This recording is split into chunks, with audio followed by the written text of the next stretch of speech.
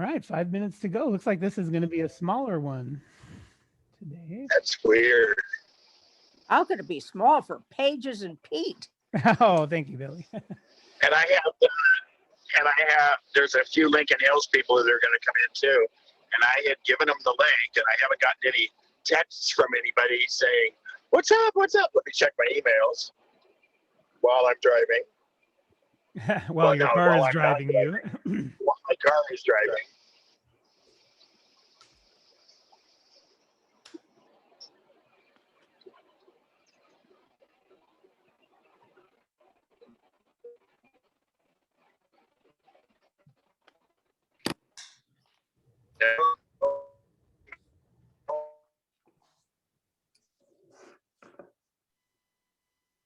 Just slow risers. It's an hour later where I am. And I know my friend Ken Henry was going to be there.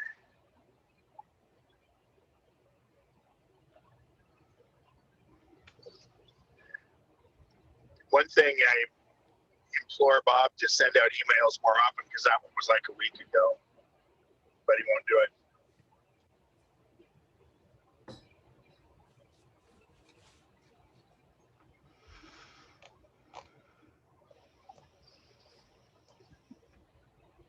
Hey, Pete, this is Yeah. Melissa. I'm going to take notes today using Pages. Do you have a template suggestion? Let's see. No, I actually like the simplicity of just launching a blank document and going to town. I would probably just start as a bulleted thing, you know, well, maybe not if you're taking notes, but bullets are real easy to pop in there. But yeah, I think between paragraph, sentences, and bullets. Are you on an iPad by any chance? Actually, I'm on my Mac, but my iPad is sitting right here. Because there's something kind of magical for me lately about the iPad Pro with the Apple Pencil and the way it recognizes your handwriting and converts it. So I don't know. I've been a couple times I found myself taking notes on that, and it's been interesting. I haven't been able to fully transition from like replacing pen and paper with digital. It's too difficult, I guess, for my brain for the moment. But we're getting really close with this new thing that Apple's done. The other thing, Melissa, you might consider is viewing it and participating on the iPad and have it there, and then doing your notes on your Mac, because otherwise you're flopping back and forth. And you could still have it running on your Mac, but what happens is when you have Pages, it'll come up over the top unless you have separate monitors. Got it. Okay. Thank you. Yeah, but you could, if you're going to copy and paste anything from the screen, obviously you would want to be have it running on the Mac too. If you have two devices in the same house, definitely have the speaker has to be off on the second one, and the microphone needs to be muted. Yeah, and B, you might implore somebody to be a co-host to help you with microphone management if needed, or when you start, you can do a mute all. Yeah, that's what I normally do, and I'm also I could watch chat and stuff also. It's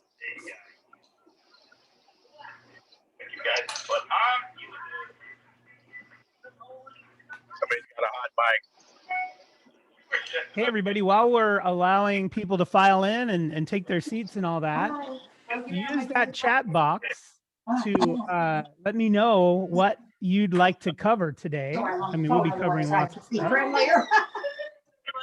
I'm gonna mute. Yeah, I'm gonna mute. Hey Ken, if you want to go on mute, I can take it from here. Okay, man. Hang on. Thank you. Hey, we're just about to get started. As I was saying, if you want anybody who wants to see something covered here in this class today, be sure to drop it in the chat, because while people are filing in and taking their seats, I watched that little box to see what some of the people's desires are to learn today. I'll be pretty vigilant about the mute all button. Will be on the ground for a little bit of it, so you must stand out. Just eat yesterday. And we're just giving it a couple minutes while everybody files in. I'm going to hit the mute all. All right. I have muted everybody, so be sure to unmute if you have something to say, but stay on mute, please, if you're observing. Use the chat box so I can get a look at some of the things you would like to see covered today, even though we've got Increase a volume by 10%. full agenda. Let me see, get back on that mute button. There we go. So I don't see anything in the chat box yet, so I just want to do a little test. Drop a message in the chat box if you can hear me okay. I want to make sure my audio is coming through. And then I'll continue. Hey, audio okay, thank you. And again, as people are filing in and taking their seats, please feel free to drop a hello to everybody in the chat, or if you have a thing that you'd really like to see covered today, drop it in there. It's likely that it's already on the list, but just in case it isn't, I can make a stop as we're going through. One already, and again, hey Al, good morning everyone. Al says we haven't officially started yet, giving it a minute or two for everybody to file in, but I did see a little question there in the chat about will we give hints on using Pages while logged into iCloud? We are definitely going to touch on that and talk a bit about why that's important and when you might use it. So for sure we'll address that. Yeah. All right, we got 9:01. Couple more. Let a couple more people file in here. We're at 40, which is nice. We would basically have filled that fireside room at St. Mark's, right? We're filled up. All right. The trickle has slowed a bit, so I think Al, the compliment on the apple juice, thank you. From the mothership itself, when Ken and I Increase volume by 10%. And then I went to the shareholders meeting. Stephen, I think when you unmute to increase your volume, you're accidentally unmuting Zoom. And then, so you're broadcasting that when you say increase volume by 10%. I'm going to mute you again, but I don't think you want to unmute Zoom when you do that. I think you're probably trying to tell your voice assistant. So I'm going to mute you again. There we go. Let's see. Hey, just chatting for a little bit while people are filing in. We'll give it a minute. We haven't really officially started yet, but looking over the chat. Let's see. Cover how to export pages. Oh yes. The export part. Yeah, we're going to spend some time on that. That's important. A little bit of etiquette there too. We'll talk a little bit of etiquette. All right. Well, hey, I've got about 2 minutes after the hour, so I'm going to start digging into this. I know most of you. I'm scanning the chat. So pleased to see so many familiar faces. Just want to express my appreciation and gratitude for being asked to be here today and hang out with one of my favorite groups talking about one of my favorite topics. So this is going to be a fun ride. And so please buckle in and let's get started. Now, if I were a performer, I would prefer unplugged with the acoustic guitar and a very small setting because I really like interaction. I like to know what you're here to see. I like to cover those things. And I also like to hear about your use cases and the things that you do with your either Pages or, hey, maybe you got a better thing. Pete, I saw you did that with Pages, but I got a better way to do that. I love all of that and I invite all that. So I watch the chat and am mostly able to bounce back and forth. Hey Al, if I know you've done some co-hosting before, if you want to, I can promote you up to co-host if you like, and maybe help moderate the questions a little bit. But you don't have to if you just want to be a passenger. That's good too. But or anybody who might want to co-host, I invite you to come in and do that if you'd like. Okay. Just a reminder, did you hit record? Yes, I did. Okay, let's see. So jumping in, I have a little agenda here planned, but I'm not a real agenda, not a real agenda following type. But out of respect to everybody here, I felt like it's probably good to just give you an idea of what I intend to get through here today. The times on the right are approximate, and anybody who knows me knows that, oh, that's going to be a sliding scale a little bit. And anybody who knows me also knows that if you let me, I'll stay here till 4 p.m. talking about this. So going to try to keep us on track a little bit here today. We're 5 minutes in, and I really want to jump into the interface and take a look at that. So I thought I would just cover this here for a second, talk about what we're going to talk about. The interface and setting up, word processing versus page layout, and the importance of understanding the difference between those two things. We've talked about a little bit in the past, just a little bit more discussion, I think, here. And what the purpose of both of those sort of modes is, pages, tools, and capabilities. And then we're going to build something.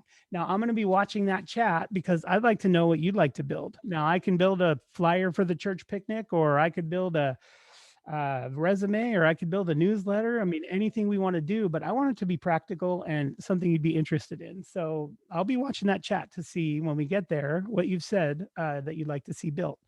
Now, the way I'm going to do this is for you to follow along if you'd like when we get to the build something stage. I'm not going to move fast, but I also can't wait if somebody starts to fall behind, only because we've got this sort of timing thing here. So that doesn't mean it's over after today, though. If you got caught up on a certain step, or there was something your machine didn't do that you thought it was supposed to, or anything like that, please contact me via email or however you'd like, chat here or in the future, tomorrow, if you think of it, email. But that is, it's not the end. If you get stuck, and just move on, and then email me if you ran into something unexpected, and I'm happy to reply, maybe send some screenshots and show you how you might be able to fix that, or whatever the case is. All right, so I'm just scanning the chat there. Let's see, I'll cover some pages on iPad, and email. Hey, I'll drop my email address in the chat right now, just so people have it. It's just petelozzi@gmail, PETELOZZI. Oh, and Al, hey, Al's here to moderate a little bit. I think, Al, hey, welcome and thank you. Thank you for joining me. Here, let me just make sure you're.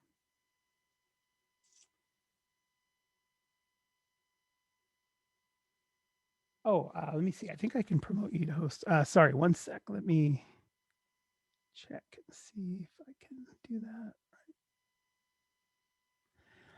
Pay no attention to the technical situation at hand.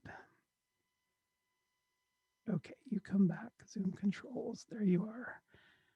And then participants. And then this one goes to co-host. Got it.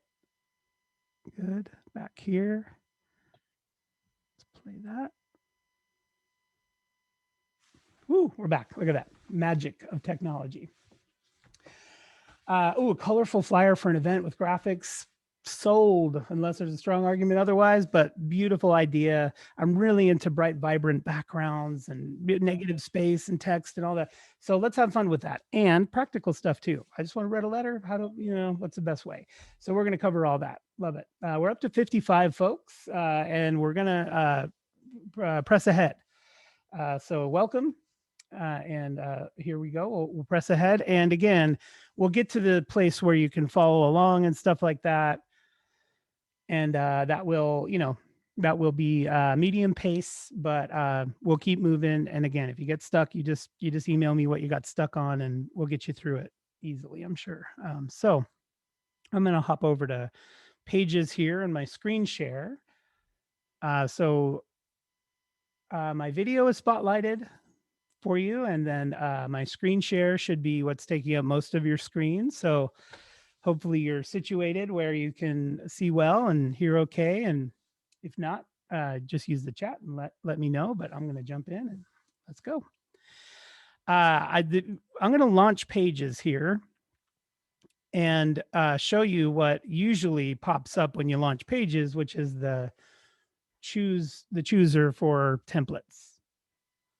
And I'm pretty dismissive of these screens because I find templates to be, just difficult sometimes. They're a bit of a farce, right? Because if you use a template, but then you exceed the character width of a word, then all of a sudden the rest of the template breaks. I find that templates can be frustrating, but if you have a keen eye for how to fix those things and stuff, then they can be handy. But this template chooser is nothing to scoff at. This is amazing. The Apple's designers spent a lot of time getting you started in some of these things here that you might want to do. And I'm talking anything from functional business resume to lost kitten signs, bikes for sale. I mean, it really is a nice spectrum of different things you can choose from if you are looking for ideas. You'll also see at the very top there under the basic row, you've got blank portrait, blank landscape, and note taking. Note taking is basically set up in bullets to get started and is really almost like the Notes app on your phone. If you've ever used that, it's very similar mode there. But I don't know if unless you really are just looking for bulleted list, blank is just as good. But the difference between portrait and landscape, you know that, but that doesn't mean you can't always change it later. So while it is a selection here, you can always change it once you get in there. But I'm just going to choose blank for this part as we cover, going back to visiting our agenda here. Just getting yourself set up once you do a blank document like this. I'm going to hide my meeting controls. There we go. So with a blank document like this, the interface is very simplified. And at first I thought I had lost a bunch of features and capabilities because this used to be a much more complex interface and there used to be just what appeared to be much more stuff. But I assure you, it's all still there. It's just more intelligently organized for today's devices. Yesterday's devices were a lot of larger screens. Today's devices, they're trying to find a common denominator where you could do this stuff in the palm of your hand, but also on a nice large monitor. So things sort of met in the middle where the cluttered interfaces gave way to things being sort of filed away under hierarchical menus. So that sounds complicated, but it actually turns out to be easier because they do what's called contextual menuing. So contextual coming from the word context, and context meaning, I guess, related to, right? So if you're clicking on an object, the menu shows you things in context to an object, or if you're selecting text, the menu shows you things that are relevant to text. So you have these contextual menus that now are intelligent enough to know what you want to do and switches for you automatically. This can take some getting used to if you're from a more traditional static menu type of workflow, but I assure you, once you get used to it or trust it a little bit, remember how hard it was to learn to trust our iPhone keyboards? We were so used to physical clicky, but then the glass screen, it was so hard to just type fast, but we all found that, oh, you trust it a little bit and it seems to work. So interface is not daunting anymore, but you got to know some things. So I'm going to do a quick tour of this interface here. Let's see. Okay, I'm checking in with the chat here just to, there's a couple of big questions that are directed to me, and I will get to those. But one is somebody saying, I don't have choices across the top. How do I get all that? All I have is a blank doc filling my screen. Okay, so if you're on an iPad, which I think was the follow-up there, you may see something a bit different where you don't have the bar at the top. And I'm just kind of getting my iPad open here so I can give you a quick check to see what you might experience there. Yeah, okay, so with the iPad, You see a much different, I shouldn't say that, not a much different, you see a different, a sort of simplified version of the interface. So I kind of want to be cognizant of that by looking at both on my screen here, and I'm kind of comparing the two, and they're definitely the same but different. What I see from the iPad version is things are just condensed down. So what I'll do going forward is show the Mac OS version, but definitely watch the differences in case there's something that doesn't behave exactly the same. And question about size. Can we change the size and all that? So yep, we'll jump into there too. Okay, so now here we are looking at this canvas, and we're looking at the bracketing tools, right? We've got the top and the side. If I'm looking at the iPad, I have really the same thing. I have the canvas in the middle and then tools across the top and the side. So pretty much the same, some slight visual differences there. But now, with a document like this, where I'm getting set up, I'm going to start in the upper left-hand corner up here and just kind of head across from left to right.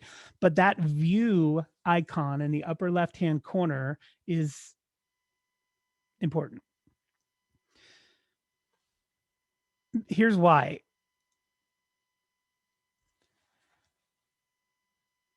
Getting yourself set up with the right view can mean the difference between having to rework a lot of things. So I just want to give you an example. Right now, the zoom for my particular document is set at 125%. I didn't set that. That's what Apple gave me when I selected this blank document. The reason they gave me 125%, and yours might be different. Yours might be 89, yours might be 150. It's really checking the size of your screen and showing you the whole document, right? It's saying, we're going to push this thing back so you can see the whole thing. So that was the purpose here, is the entire 8.5 by 11 document is visible on the screen. This is desirable sometimes, but not others, right? If I'm typing a letter, Pete is typing a letter, that's kind of small. I'd really like to see it larger because after all, it's just text. So getting accustomed to setting your workspace in this menu in the upper left is a very important first step. Now, you can have two pages display side by side because you might be doing a front back layout that you want to see both. So two pages side by side can be useful here. But I always go right down to the bottom, where those to me are the most useful two settings under that menu. One is fit width and one is fit page. Easy peasy lemon squeezy, right? Fit width just means we're going to pull that document forward to take advantage of the horizontal screen space you have. And then fit page means we're going to push that thing back until we can get a view from top to bottom. So if I am laying out that colorful flyer later on, I definitely don't want to see just some of my document at a time, because then I wouldn't know how the balance of color and shapes looks. But if I'm just typing, I definitely don't want it so far back that it's harder to see. So I always, in my workflow, jump right up to that zoom menu and I say fit width. And look, it brought it right close to me so I can see it better while I'm typing. But if I were making a flyer, look, I can't see down below. I can't see what's down, because then I have to scroll. So if I was making a flyer, or at any time during my document creation, I can just zoom back out and then zoom back in. So that little cluster in the upper left, very important when you get started to acknowledge that. And here's why. I have had clients who built a whole project assuming that this was the page. So their project stopped here at the bottom. When I said, well, if you scroll down, there's a bunch more canvas, let's zoom out so we can see it. It was like, oh no, I've now only utilized the top 2/3. It wasn't Pages that client did it in, it was Keynote. But what it resulted in was a lot of rework because the canvas was actually bigger than they thought. So something to be very aware of. And then add page, that's a pretty obvious one. You can just add and it'll continue to scroll as you continue to add pages. Now, if I go back to our Zoom menu and look at the 2-page spread, I can now go to 2-page spread. Well, I have to do page. I'm going to zoom out a little bit.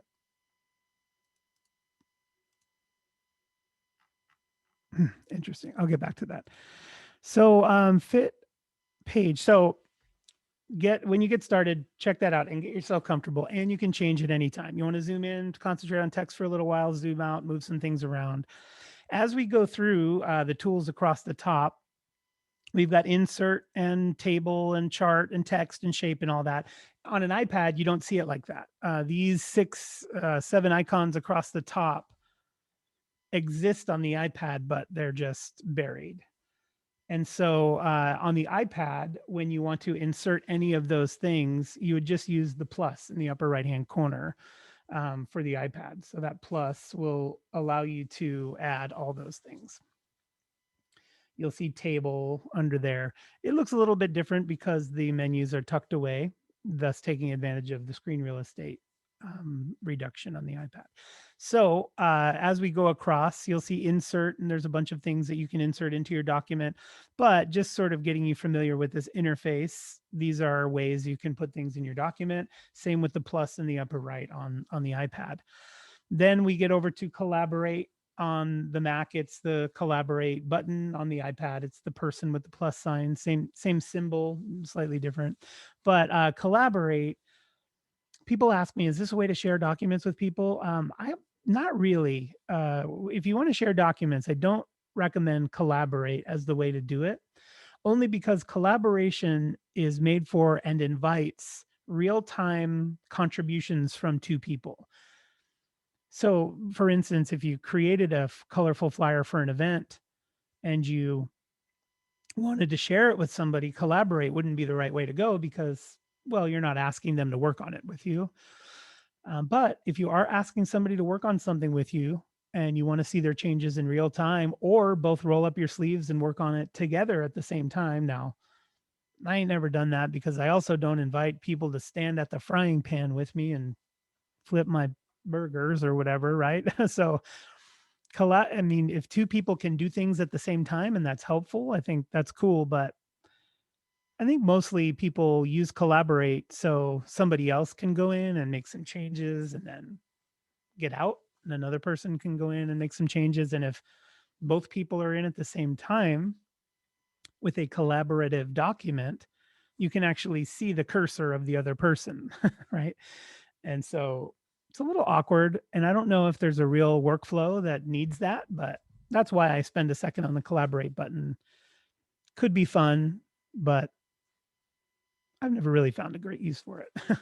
And then up in the upper right, those 2 buttons, format and document, those change the menu down there. Now on the iPad, you have something similar in the upper right. That little ellipsis up there has a bunch of options underneath it on the iPad. It's a little circle with the 3 dots in it, or an ellipsis, if you will. You know what? Maybe I can. What could I do with that? Okay. All right. So now I could maybe at the break. So now that I'm familiar with that top bar, or at least have some, I've got my bearings, right? In the upper left is how I manipulate my view. The center part there is where I add stuff to my document. And the bar on the right, that is a menu that shows context for whatever I have selected. And this is a perfect example. Text is the only thing on my document. So that menu of context on the right is saying, well, looks like you're going to be editing some text.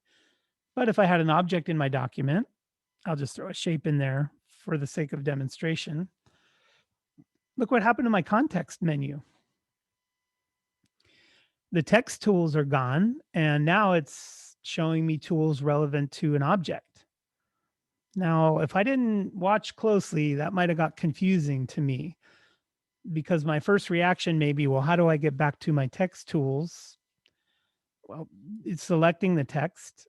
Well, you see how that menu of context on the right there changed? It says, oh, you selected text. Let's show you text tools.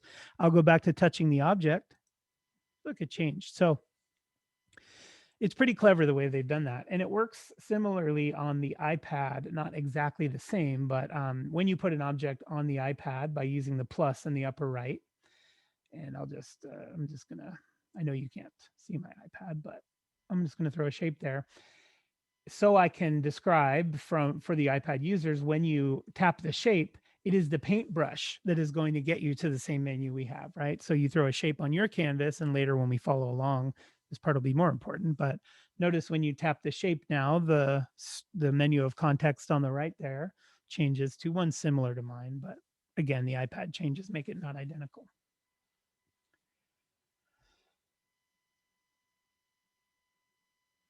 Good. Yeah, good. Just checking in on the chat there.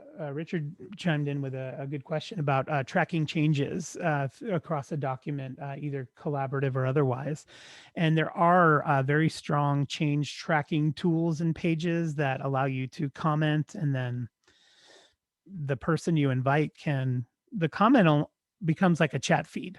And the person you invite can comment on certain parts of the document, and you see this feed start to build of approvals or denials and that sort of thing. Something I'd love to dig in on an advanced class, but the short answer is heck yeah. There's a lot of good tools for commenting, versioning, version changes, change tracking, and all that rival Word in my experience. Okay. So now we understand the top bar, and hopefully it's not as intimidating, if it even was for you. And then we understand the right menu of context there, contextual menu, as the nerds like to call it.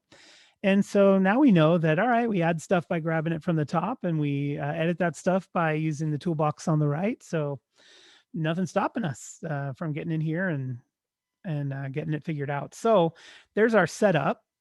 And now that we're in a document here, or actually I'd like to go back to the selector. So I'm just going to choose new as if I was opening a new document.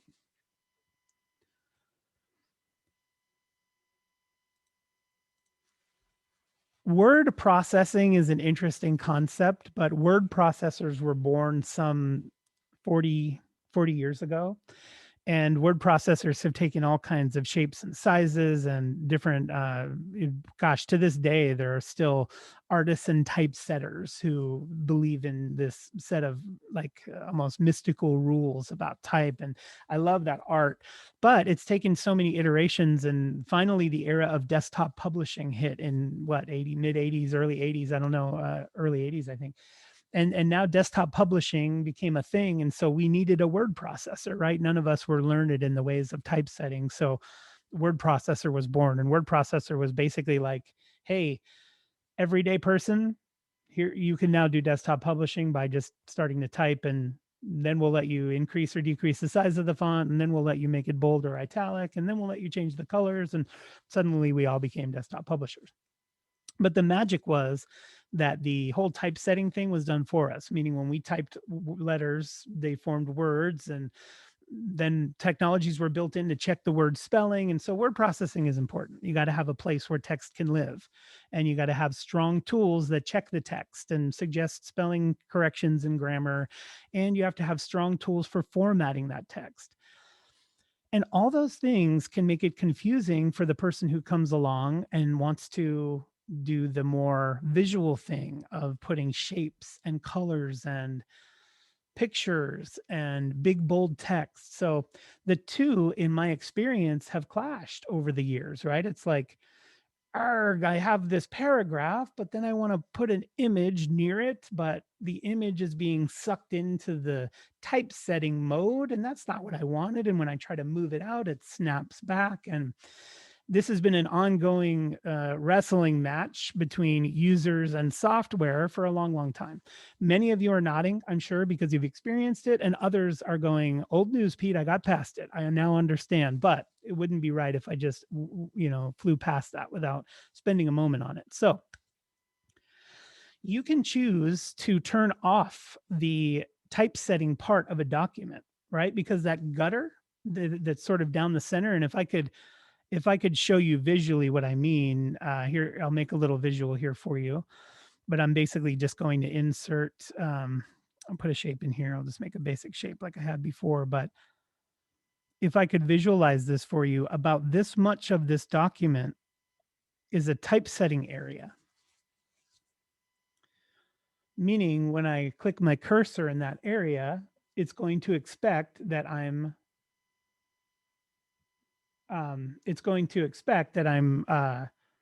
going to type stuff. Now the wrestling match is, well, I want to put an image with my type. Now all of a sudden software gets confused. It's like, well, we're typesetting over here. What are you doing dropping these images on us? And it's like, well, the images have a place too. And it's like, but not in our typesetting structure. So it's weird. You can turn off the typesetting thing if you just want to do layout, or you can let them coexist.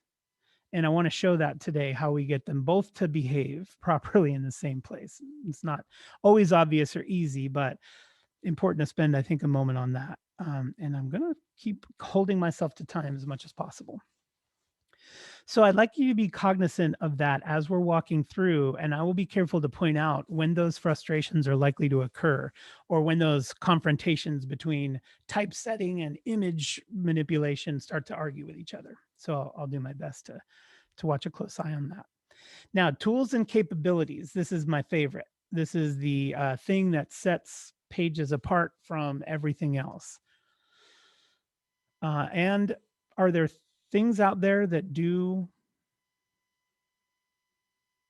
stuff better than Pages? Yeah. If you want to get good at Adobe Illustrator, and if you want to get good at Adobe Photoshop or Affinity Designer or Affinity Photo, or if you want to get good at Adobe Premiere, or if you want to get, yes, there are amazing tools out there that people have built blockbuster films on, but I don't have time to learn how to use them. The thing I love about Pages and its capabilities is it's probably going to be capable of 95% of the stuff you want to do. So if you're out there going, well, I lived a past life in Adobe InDesign, and I find that InDesign is much more capable, I say to you, you are right. That industry class piece of software has things in it that 99.9% of us will never even know what kerning or leading is. So yes, there are better ways to do a lot of this stuff, but if you're just wanting to learn basic things and not get into a pro software suite, you're in the right place. Also, the skills you learn in Pages translate one-to-one, exactly one-to-one, to Keynote and Numbers.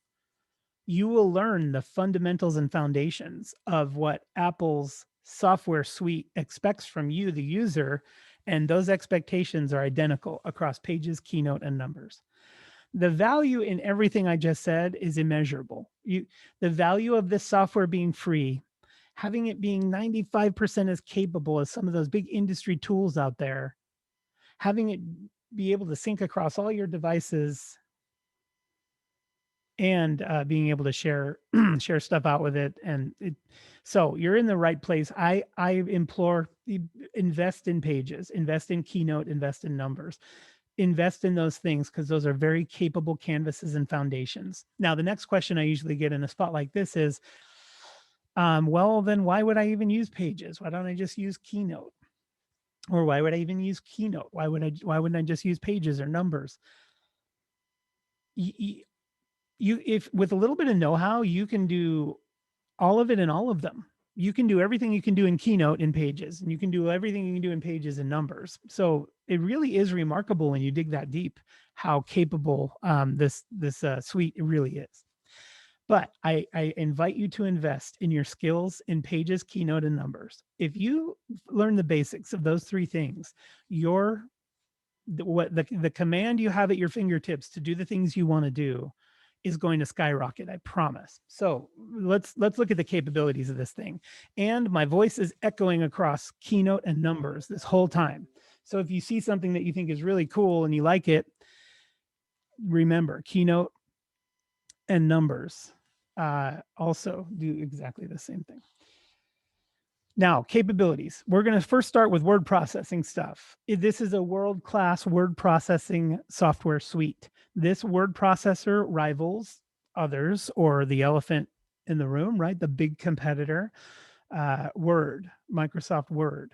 This word processor, in my opinion, is more capable than the one I use from Microsoft. And the first piece of supporting evidence of that is real-time changes to your document using sliders instead of new dialog boxes that open. You have to lock in some coordinate, hit OK, and then see if it worked right. Now you'll see more about what I mean in just a second. But here we are in the word processing kind of mode. And how do I know what mode I'm in? Well, I'm just gonna get a real close up of this so we can look at some of these nuances. Now I know I'm kind of bumping all around here. I'll slow down here, but I just wanted to get a close up of what we're seeing here. Oh, you know what? My screen didn't update, did it? Okay, sorry, that's a different type of zoom. Here, I'm just gonna put this thing here like this, just for a better visual sort of look at what I'm doing here. I'm going to kind of call your attention to parts of the screen with this, but that flashing cursor is the upper leftmost boundary of our word processing or typesetting gutter, as I like to call it. That the center of this document is ready and waiting for text to appear. So when we type, exactly what we expect happens. I'd also like you to note that my mouse cursor changed from a traditional arrow to what is called an I-beam cursor. I-beam cursor is what they call that thing. So right now, for all intents and purposes, my visual indicators are telling me that I'm in text editing mode. So that's helpful to me because sometimes I'm frustrated about why something isn't behaving properly. And I look and I go, oh, well, I'm in text editing mode. I may want to get out of that. Now to look, if I click over here, I'm still in text editing mode. If I click over here, I'm still in text editing mode. What the heck? How do I get out of text editing mode? Well, notice as my cursor continues beyond the margin, it will change. Let's see, change back to an arrow cursor beyond this margin here. If I click there, I will exit text editing or typesetting mode. Notice my cursor has turned back into an arrow, or unless I hover over a place that wants text. You see that? Just knowing that is helpful because if you run into a snag, you're like, well, what's going on? Those are some visual indicators that can be helpful. Notice when I hover over where the top of the document, I see this little table or this 3 boxes. I'm going to zoom a little bit so you can see that better. So I hover over this and these boxes appear here. Now that's your header. Headers are a very common and traditional thing with word processing documents. If you don't know, a header is a continuing set of fields that will duplicate itself across all the pages of your document. So headers can be good if you're writing a book and at the bottom of every page, you want to have a description or the title, the author, even the page count. The page count can be inserted in a header or a footer also. And the page count can be dynamic. You can make it so if you expand from 10 to 31 pages, all the pages will continue to number themselves. So helpful headers can be helpful there.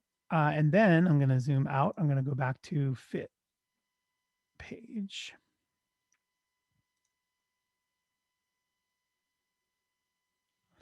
So the word processing capabilities are, in my opinion, they leave nothing to be desired. I don't go in my word processor here and go, oh, I wish it did this or wish it did that.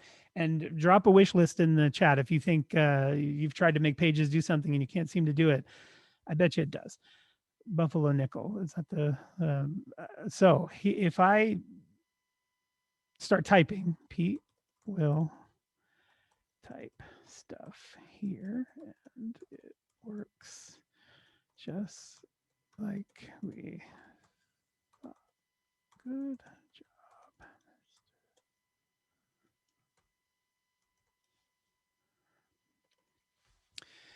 So there it is. I'm writing my letter. I'm typing stuff and it's working just like I want it to. Now in this, Helvetica New is Apple's default font for Pages, Helvetica New. And Helvetica New is cool. I like it. There's no serifs. You ever see a font with serifs or those little tick marks that come off the edges of the type? I like a sans serif or a no serif font. So this is cool to me. But some of you want Pages to open to a whole different font, even a different color. If you'd like to start out your Pages document, just customize the way you want it. I'll show you how, but it's going to take a little shift in thinking for you. What we used to do back in the day, or some software will still do this, you set the software up the way you like it, right? You go, I want this software to have this font or this thing. Well, the problem was that if let's say you like Papyrus and you like purple and you like 32, right? If you set the software up to be that all the time, you're going to get frustrated when you go in and you just want to type something. It's going to be like, it's Papyrus and it's 32 and it's purple. It's too big. I think in Apple's wisdom, they said, let's stop them from changing the defaults of the software because that could get ugly. Let's let them set a default for a document and then just launch it that way. So it takes a little shift in thinking, but let me show you. If I did want to have if I thought to myself, when I'm typing things that I want to be more playful and decorative, I tend to use the Papyrus font and I tend to make it, kind of a blue color. So what you could do is you could set the document up just the way you liked it, right? So let's go ahead and change the document that we're currently using to maybe what we'd like to see that default be. I'll use Papyrus, even though I'm not a big fan of it. But hey, and I'll put it at 12 and we'll make it kind of dark green. And I'm saying, I've had clients tell me, Pete, every time I launch Pages, this is how I want it to start. I don't want to have to go change it. Well, then what we should do is save this as your starting reference. You'll be able to choose this as your startup. Well, to do that, we would just under the file menu, instead of saving it like we normally would with any other document, just using save, right? Let's do save as template, because that's going to make it so when we launch Pages, we'll have these identical settings, which after all is what we mean by how do we make that the default? Well, for this particular class of document, which won't be all of them, right? When you're making a resume, if you ever need one, you're not going to use Papyrus. So maybe this is your fun mode. So when I choose save as template, it's asking me, this is, basically just saying, where do you want to save it? I'd like to add it right to the chooser. So when I start up Pages, it'll show me it, that would be good. So I'm just going to say, add it to the chooser. Not sure why you'd pick anything else. And then I'll even say Papyrus or fun, like my visual indicator that this is my setup for when I'm doing fun stuff. So then I'll just say, yep, that's good enough for me. Well, now when I do a new document, all right, let's go to new, right? Here I am in new document. I have the same chooser we had earlier. Now, if you might be saying, Pete, do you mean if I go to blank right now, then I'll get my Papyrus? Nope. Blank, basic, Apple's blank is always going to be Apple's blank.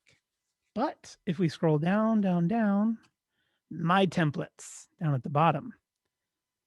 I thought I called it something different, but now I can open this one and it starts me off right where I wanted it to, with Papyrus 12 point in green.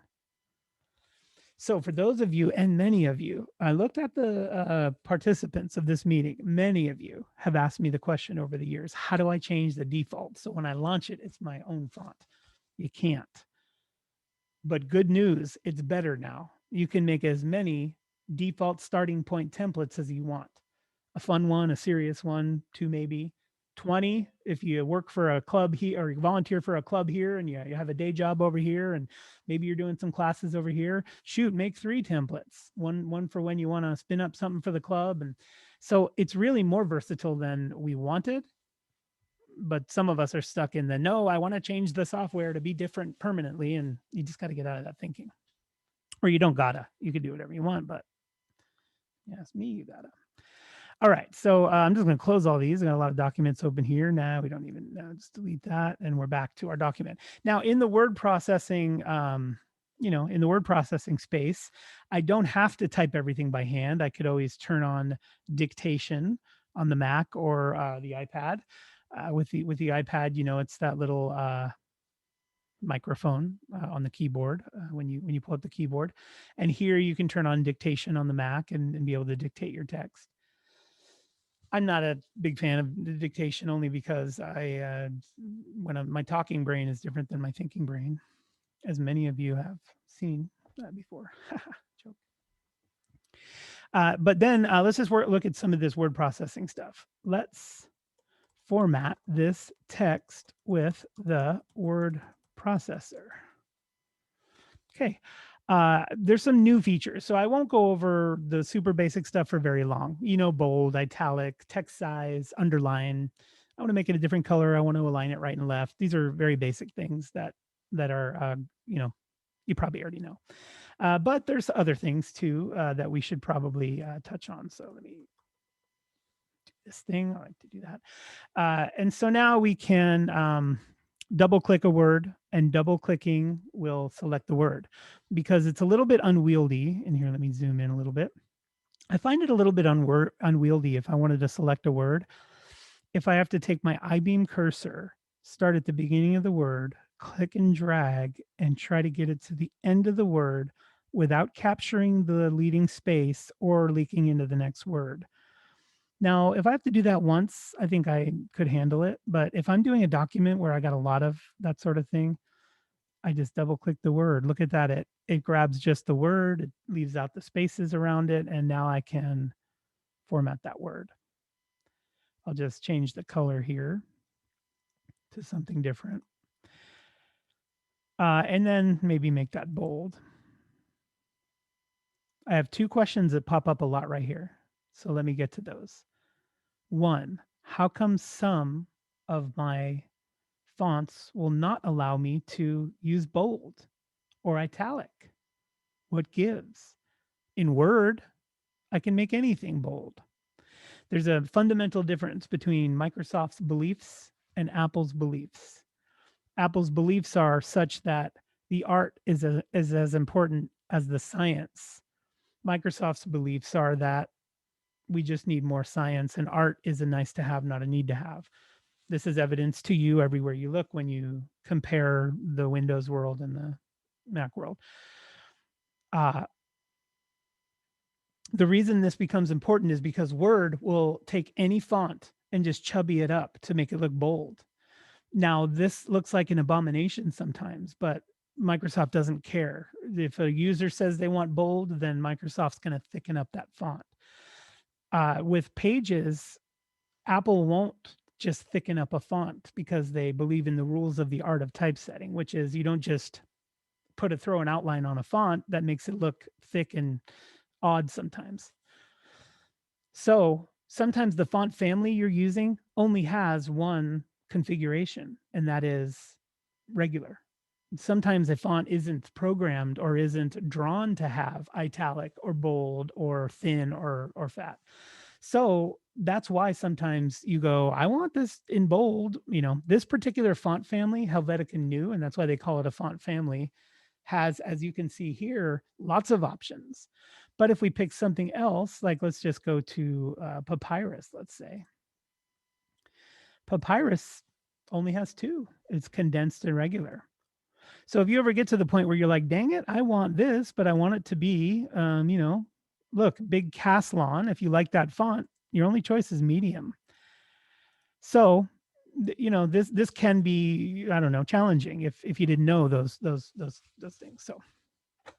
So a double click gets you a one word selection, and a 1, 2, 3, a triple click gets you an entire paragraph selection. If you do have multiple paragraphs, the 1, 2, 3 click just grabs the one paragraph. So double click for a single word, triple click for the entire paragraph. That can save you some time from trying to scrape your cursor and get some text. Some other notable things about text formatting, and again, instead of me going into here's how you change the size or make it bold, I mean, all of those things are very obvious here. Another thing that is important to note that isn't necessarily related just to word processing, but look at Pages color picker here. If I click my cursor in the leftmost of these two compartments, right? Because there are two compartments here in this little color chooser. In the leftmost compartment, I'm treated to a palette of 64 colors that may or may not be what I want. And it appears limited to me. So at first glance, I was a bit worried that I would be restricted to these 64 colors. But don't forget that the other half of the color chooser opens up Apple's internal color picker. This is where the iPad and the iOS version differ. This is where the iOS and macOS versions differ fairly greatly. In macOS, you have this incredible color picker. There's a video on YouTube of my color picker. I did it. It's probably 12 years old now, but all of those things have remained the same. So it's still out there. My Empower Mac color picker.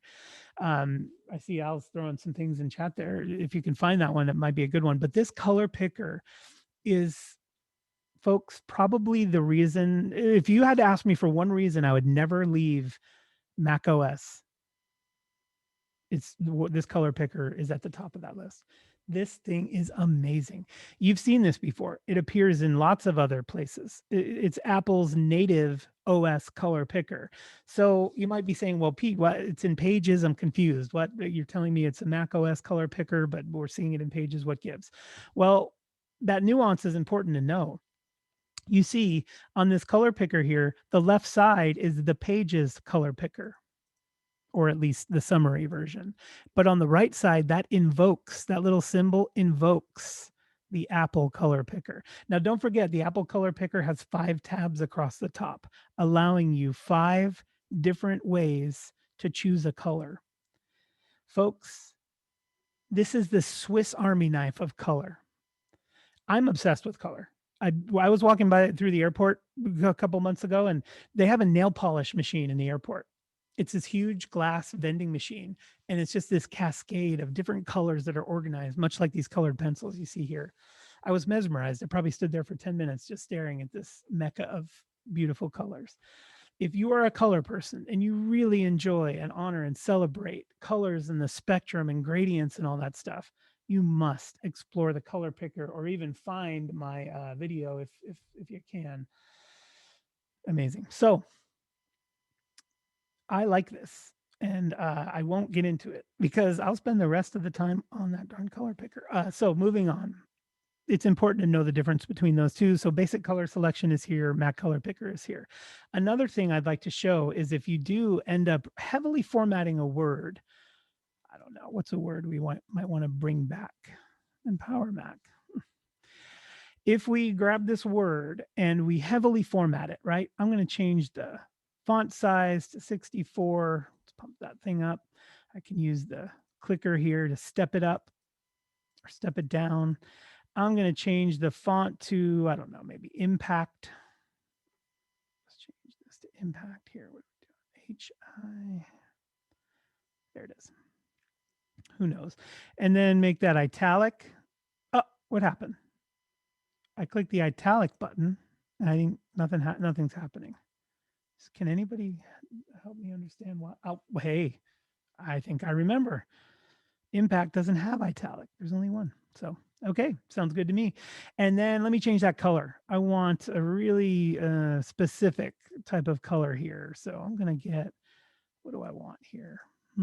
I could even punch in color coordinates here. Hue, saturation, brightness. You know, if I go to Home Depot or Lowe's and I get a little color chip, I can punch those colors right in here and have those exact Pantone match in my document. Insane, this thing. But hey, let's pick a color. Let's get this little nice. Here we go. I like that. And then what I'm going to do is, let's see, style. I like it. What I'm going to do now is save this style because I might need to use it again. So in the text menu here on the right, up at the top, I have this pull down menu that allows me to set styles. And if I hit the plus here, I can add a new style. Let's just call it Empower Mac. What the heck? Enter. This document now has a new style. look, if I want to make this whole sentence this style, boom, done. Now I'm going to undo that because it's really not what we wanted. Pete, how many styles can I save? There's no limit. If you like your red text a certain way, I really like my red text to look like this. It's a special red. I like the darker one. I don't like the real light red. I like it dark. And I like my red text when I'm correcting something, maybe to be italic like that. And I like the characters to be spaced out a little bit more. So I'm going to jump into this little gear menu here. I have some advanced options here. I might space these characters a little more just to stylize this text. And maybe an outline around that. Yeah. Okay, looks good. Well, I'm going to save this style. Watch this. Plus, this is Pete's red, let's call it. This is how I like my red text to be.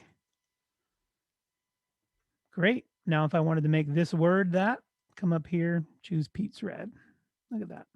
Now I'm using fancy examples, but what you could do is have styles that are for your header, for your subheader, for your paragraph, for your bullets, for text that you want to highlight, right? Because highlighting works too. I could select this text, go to my highlight here, text background, make that like a yellow, and then set that style with the plus. Look, now I have highlighted text that I could go through and easily change with the swipe of a style.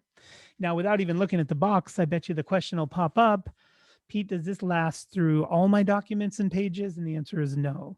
Just like the template, we're not changing the fundamentals of the Pages program because that would make us crazy after a while, I think, if we had all these different experiments in this list. It's per document. So if you want, you can create a document with all these different cool styles and then make it a template and then start from that document. And that was magic. I want to repeat it. You make a mock document and you spend the time to create the text and the headers and the subheaders and the colors. And you could have 18 different things. Here's how I want my bullets to look. Here's how I want regular paragraphs to look. Here's how I want emphasis text to look. Here's how I want my strike throughs to look. You set all that up and you save it as a template. Then the answer is yes. All those things do exist on every document because you open the template and all of your paragraph styles are in your template. That's magic. So if you are one who likes to craft a document and you like it to be a certain way, then these paragraph styles and saving as a template is your keys to your kingdom. Okay, well, enough about text, even though I love the topic. I want to talk about the capabilities of the other side of the discipline here. We have the sort of sciencey side, which is that text gutter. The word processing is the sciencey side. I think Apple does a little bit of a better job merging typesetting with word processing, so we get a little bit more art in our science. Now, the page layout or the image manipulation tools are also a blend of art and science, right? We want to be able to just create amazing canvases without the inhibitions of technology, but we do have to learn a little bit of science to get our art done. So we'll talk about the capabilities. Now I want to switch back to our agenda and see just how good I'm doing. 30, so I should be about an hour in, and I'm an hour in, and we're going to let's build something. Well, I'm a little late. I haven't showed the capabilities of objects, but in let's build something, we can do that because we said we would build a flyer. Hey, Richard Applebaum asking me how we show text invisibles, and that is going to be under the view menu. And we have all those things here under the view menu, including show invisibles. Now on the iPad, just in case people are going, ooh, I want that on the iPad. On the iPad, it would be the ellipsis in the upper right corner, ellipsis being the circle with the 3 dots. And under there, you'll find it somewhere. There's a lot of menus under there, but and Richard, to answer an earlier question, if you are on an iPad, change tracking can be toggled on and off in that same ellipsis menu under there. So let me zoom back, right? Because this whole time we've been spending our time in a space that sort of jumps back out so we can see the whole thing. Then we jump in to get some text done. We jump back out. So here we are now out and seeing the whole canvas. And we're going to make a flyer for an event. We're going to get into this because I don't think you're here to learn Pages word processing, right? Because word processing is your content and your formatting. So that's all here. And you might be going, well, Pete, I need more keys to the kingdom of word processing. Those keys are earned by doing. There is no substitute for repetition, right? All right, I want to make this bold. Where was that again? Ah, here it is. Oh, I want to make it bold again. Here it is again. I'm tired of making things bold with my mouse and cursor. Oh, there's a keyboard shortcut. It's Command B. This is the stuff that opens the keys to your creative kingdom, the toolbox, if you will. I'm showing you, you know, where the cabinets are, but it's up to you to open them and get in there and see what's inside. Because it's not hard, you know, relatively speaking. There's other software out there that is really daunting, and this, I don't think this is. I think you'll find what you're looking for. Remember, undo is the great liberator with software, and you can trust it. Undo, you can trust it 100% with one step, because be careful. You can always go one step back. I've seen some people trust 25 undo steps, right? They're like, I'm going to keep going, but I know I can go all the way back with undo if I want to. Sometimes your memory runs out and you can't go all the way back. So be careful with undo steps, you know, Command Z being the keyboard shortcut, or under the edit menu, you have the undo command, right? Somewhere, undo, right? And on the iPad, the undo command is that curly back arrow at the top. By the way, on the iPad, if you hold down that curly back arrow at the top, the undo arrow, if you hold it down longer, it'll become a redo. So you can redo stuff that you undid if you want to. But undo is the great liberator. It lets you try stuff. And if you like it, you keep it. If you don't, you hit that undo command and you try something else. This is the way I create art. I like to try. Well, how does this? Oh, that yellow is terrible. Let me shrink it back down, or let me move it. Oh, that red looks better. This is how you create art. And the undo key is the great liberator. Use that undo key, folks. It's going to get you where you know, it's a bicycle for workflow, because it really allows you to try things and make some advancements. So we're going to use the undo key today.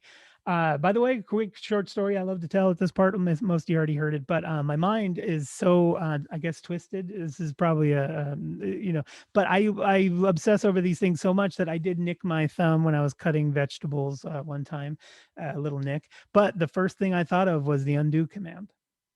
That's how my brain operates. I thought, where's the undo key so I can undo that nick that I got on my finger? So the undo command, use it. In fact, my hands sit on my keyboard where my thumb, this thumb, is always resting on the command key. And this finger is always ready to hit the Z key, because if I hold command and I tap Z, that is undo. And if my hand is always there and I do something with my mouse and I didn't really like it, I just hit undo and it bumps right back to where it was. So please, undo is a great liberator. It's going to help you move further along in your skills. Now, here we are. We have the text formatting. We talked about that. You're going to have to dig in there and really have some fun with it. Save those as styles and then save that as a template so you have those going forward. But now what about objects? What about things? We want to put things on the canvas. So we have to make some decisions here. First of all, what about the size of the canvas? Let's change the darn thing. We may not want an 8.5 by 11 flyer. We may want to have a 20 by 30 poster. Now, listen, here's another mistake I see that gets made a lot, is that people assume that enlargements and reductions just, I don't know, that it just happens. But enlargements and reductions not only rely on size, but they also rely on shape. Listen, you can design something in an 8.5 by 11 flyer piece of paper, right? But when you know, let's say you design something in 8.5 by 11, but when you take it to be printed at the printer, FedEx, Kinko's, or Staples, or Office Max Depot, well, then you're going to say, can you print this poster size? Two things are going to happen. They're going to say, yeah, well, you designed it kind of small, so when we stretch it out to poster size, we're losing some, you know, fidelity, some resolution. And also, 8.5 by 11 isn't the same shape as 20 by 30. So what do you mean, right? And so I want to demonstrate that for you now on this canvas. I'm just going to pull a shape in here, and I'm going to make this shape 8.5 by 11. I'm just going to do that by going into the format menu here and um, getting in here, and let's see, what size do I want this? So this size is going to be 8.5 by 11. It's going to be 8.5 by 11 thing. And here it is, 8.5 by 11. Now it's the same size of the page, so I'm going to shrink it down a little bit. So this is a visual representation of an 8.5 by 11 design that you've made. I just shrunk it down. So imagine that that's a piece of paper. We printed it and that's our flyer. It's just blue right now, not very interesting, but I'm going to do another box. This one I'll make a different color just so visually we get a better differentiator there. And I'm going to make this box 20 by 30 because I really want to demonstrate what happens with aspect ratio. So this is going to be 20 inches wide by 30 inches tall. It's going to be way too big for our document, so I'm going to shrink that one down too, making sure to preserve the aspect ratio. I'll show you what I mean in a second. Sorry, I'm really doing this slowly to ensure that I do not change the aspect ratio. Okay.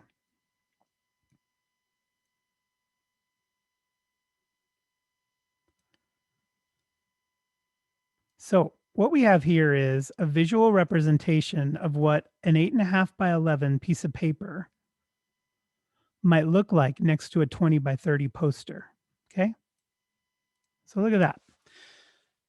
For the event, we've been asked to design two things. We've been asked to design an 8.5 by 11 PDF that we can email out to people. And we've been asked to make a 20 by 30 poster for this event. And there they both are, icons of them for now, right? But there's our blue flyer and there's our green poster. Well, I have a conundrum here, and that is that you may not know this, but look, when I enlarge this flyer up to poster size, so when I enlarge it up to poster size, right, I'm going to put them on top of each other and then enlarge that up to poster size. Look what happens. Ooh, look at that. That means that if we took our flyer to FedEx Kinko's and we told them to make it 20 by 30, look what happened. They're going to say, well, there's 4 inches at the top that are blank. Why? Well, because 20 by 30, which is a 2:3 aspect ratio, ain't the same shape as 8.5 by 11. These are things to consider sometimes. If you're just, hey, man, I just want to get in there and design a quick flyer, then I don't know, maybe you don't worry about this stuff. But if you do want to consider that flyer may be really big someday, or I want to be able to make it so I can be able to enlarge and that sort of thing, then, this becomes something that is very important to consider. So let me bring that all together by saying, when you're starting your document, it's important to know what your target audience is going to be. Those of you who have taken my keynote class, I say the same thing. When you start a keynote presentation or a slideshow or a video, it's important to know what your target broadcast media is going to be. A DVD aspect ratio may be different than a 4:3, 16:9, digital 1920 by 1080, 4K. These things may not matter. You might just go, I'm just gonna make a flyer. I don't care, which is fine. But if you're like, this is important that I get some of these things right, then give it some thought. I'm going to show you 8.5 by 11, which is here, but I'm also going to show you how to create a 20 by 30 canvas, or any size you want. But for the sake of this exercise, we'll create a 20 by 30. So I'm going to go under File and just choose New. And this is, the same template chooser we've been looking at the whole time. So nothing new here. And notice it doesn't really allow me to choose a different size. It's just all fixed. So that's okay. I'm just going to choose blank for another one here. And I need to change the size of this document. So the menu for that is in the upper right where it says document here. On the iPad, same or similar area, but that ellipsis in the upper right there, the circle with the 3 dots, you've got documents set up. And I do realize break is soon, right? We're going to be not, yeah, another. Well, should we do the bottom of the hour, right? Or do we do at 15? Put a thing in the chat if you need a break sooner rather than later. I would wait until half past for a break if that's okay. Okay, so we're talking about this document size, and for the Mac in the upper right, the document icon is what I would click to bring up this context menu that is related to the document size.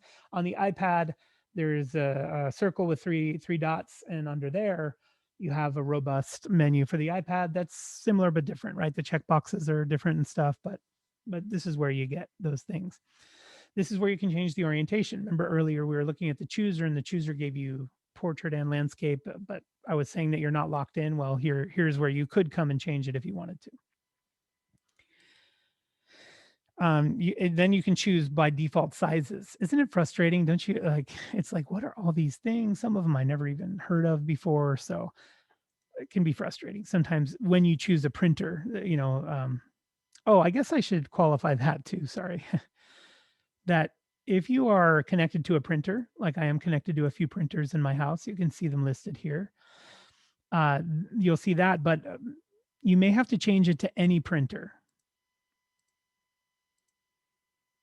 The reason for that is if I chose just my OfficeJet Pro, this may want to attempt to restrict me to just sizes that are compatible with that printer. So if you are having trouble punching in the exact coordinates you want, it's possible that you're being restricted by having had a printer selected. So maybe not though. We can turn off the header and footer here. I always do that when I'm creating a art piece. By that, I mean flyer and stuff. And look at the next one, which is document body. Document body. That's the word processing gutter, the typesetting area. We can just shut it off.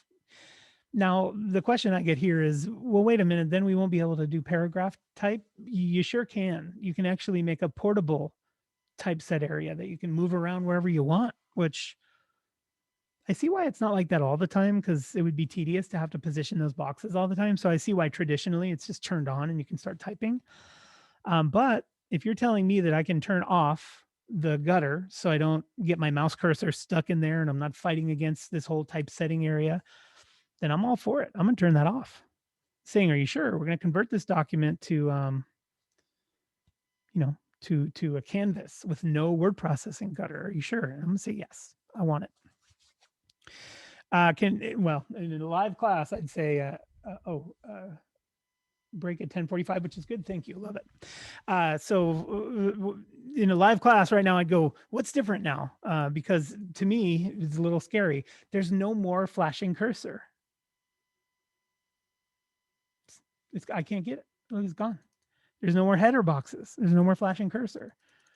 Pete, how do I type? What can we do with this darn document? How do I type? We've basically shut off the word processing part, which to me, if we're making a flyer, we did the right thing. Now we don't have to worry about that silly gutter and margins and text being pulled here and there. We just got a canvas. We can do whatever we want. So now down here, hyphenation and ligatures, that's some text linking, advanced stuff. I never really mess with that.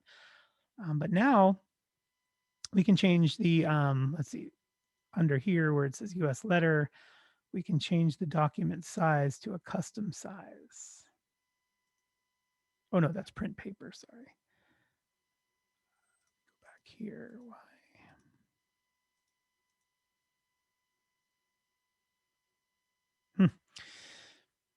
Yeah, here's, they separated out, well, this is a slight distinction or difference, but this box here that shows and hides the document and section options is really important to turn off the header, footer, and document body. But as far as the size of the document goes, in this box, it's related to the printer. So this isn't where you'll change the size. That's the difference in the Pages update, where here is where you can turn off the header, footer, and document body, but right next door under format, under here, under page layout, we can do edit master page.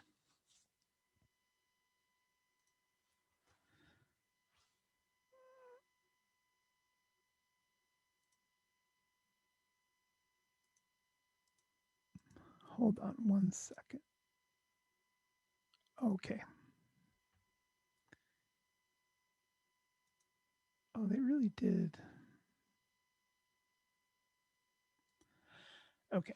I think that we're going to see a bit of a departure here between iPad and the Mac. So let me process that here for a second because they really did change some things.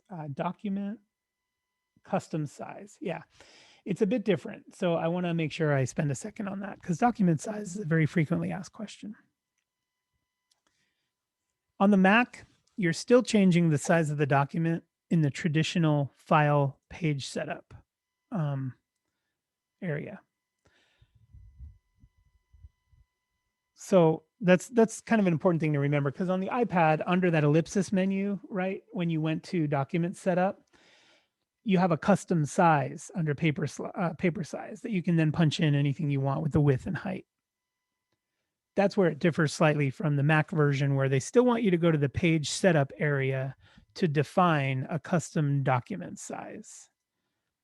So a little bit different there, but here in the custom document sizes, I can add a document size and make it any size I want here.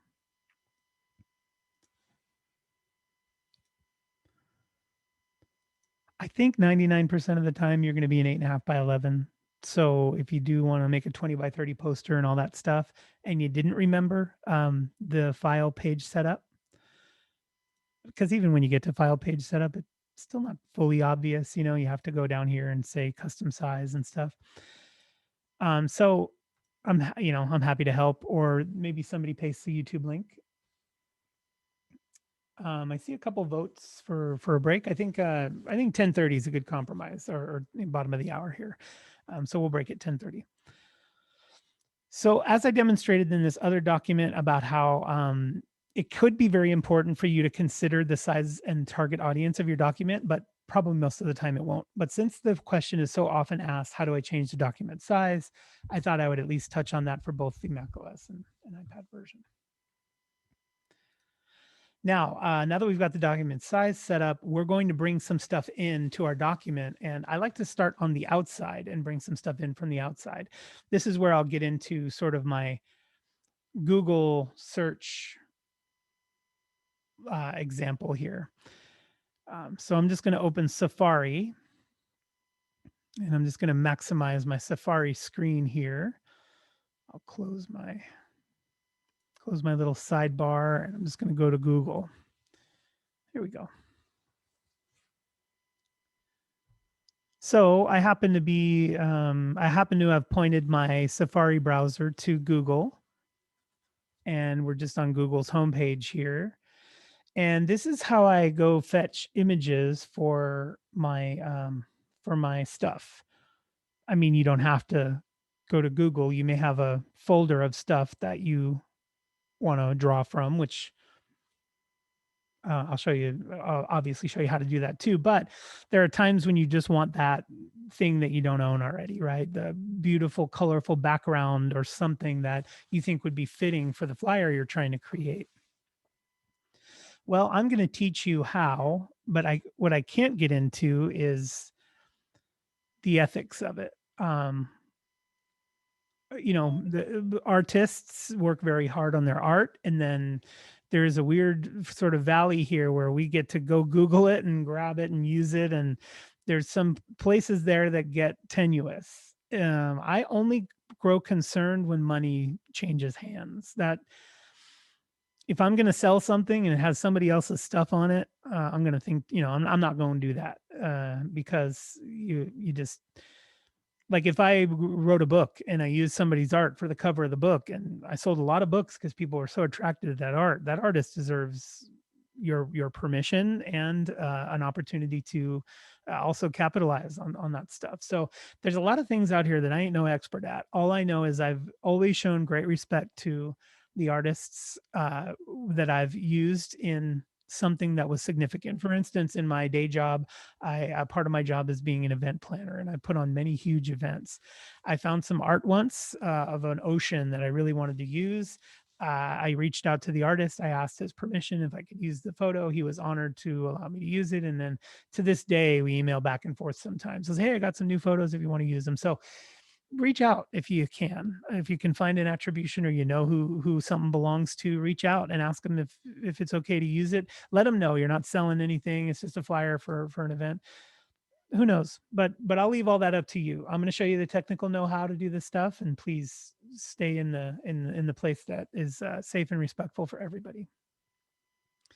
And my rule of thumb is if I don't know, I'll ask. If money's going to change hands or something like that, I'll err on the side of being safe. But for this, I'm going to choose colorful backgrounds, because I think this event flyer might benefit from like a nice maybe gradient or splash of color or something like that. So I'm just going to pull up colorful backgrounds here. Now, earlier we talked a little bit about resolutions.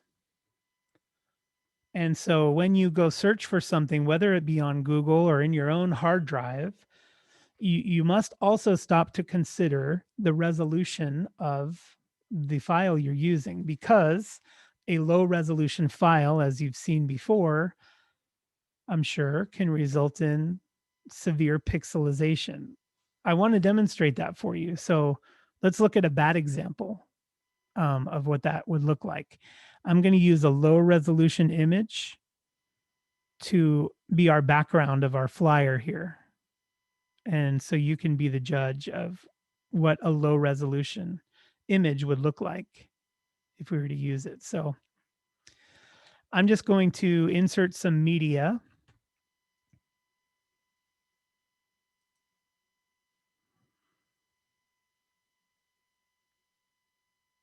I can allow access here, but really what I want is not, let's see, media. Oh, choose, right? I just want to throw something in from my hard drive because I just took a little image on my desktop. Now, I just found this online, this image. And I'd like this to be the background for the flyer maybe. So I'm just going to blow this up nice and big. And hey, I found it on the internet, so it should be perfect, right? Well, gosh, I think everybody here probably knows what happens if we zoom in a little bit. We really just get that sort of ugly pixely thing that happens when you enlarge something too big. So I'm going to get back to Google to show you how to avoid this happening. When you do search for something, there's going to be a thumbnail that you see, right? If we go to images here, here's thumbnails, right? This is a thumbnail.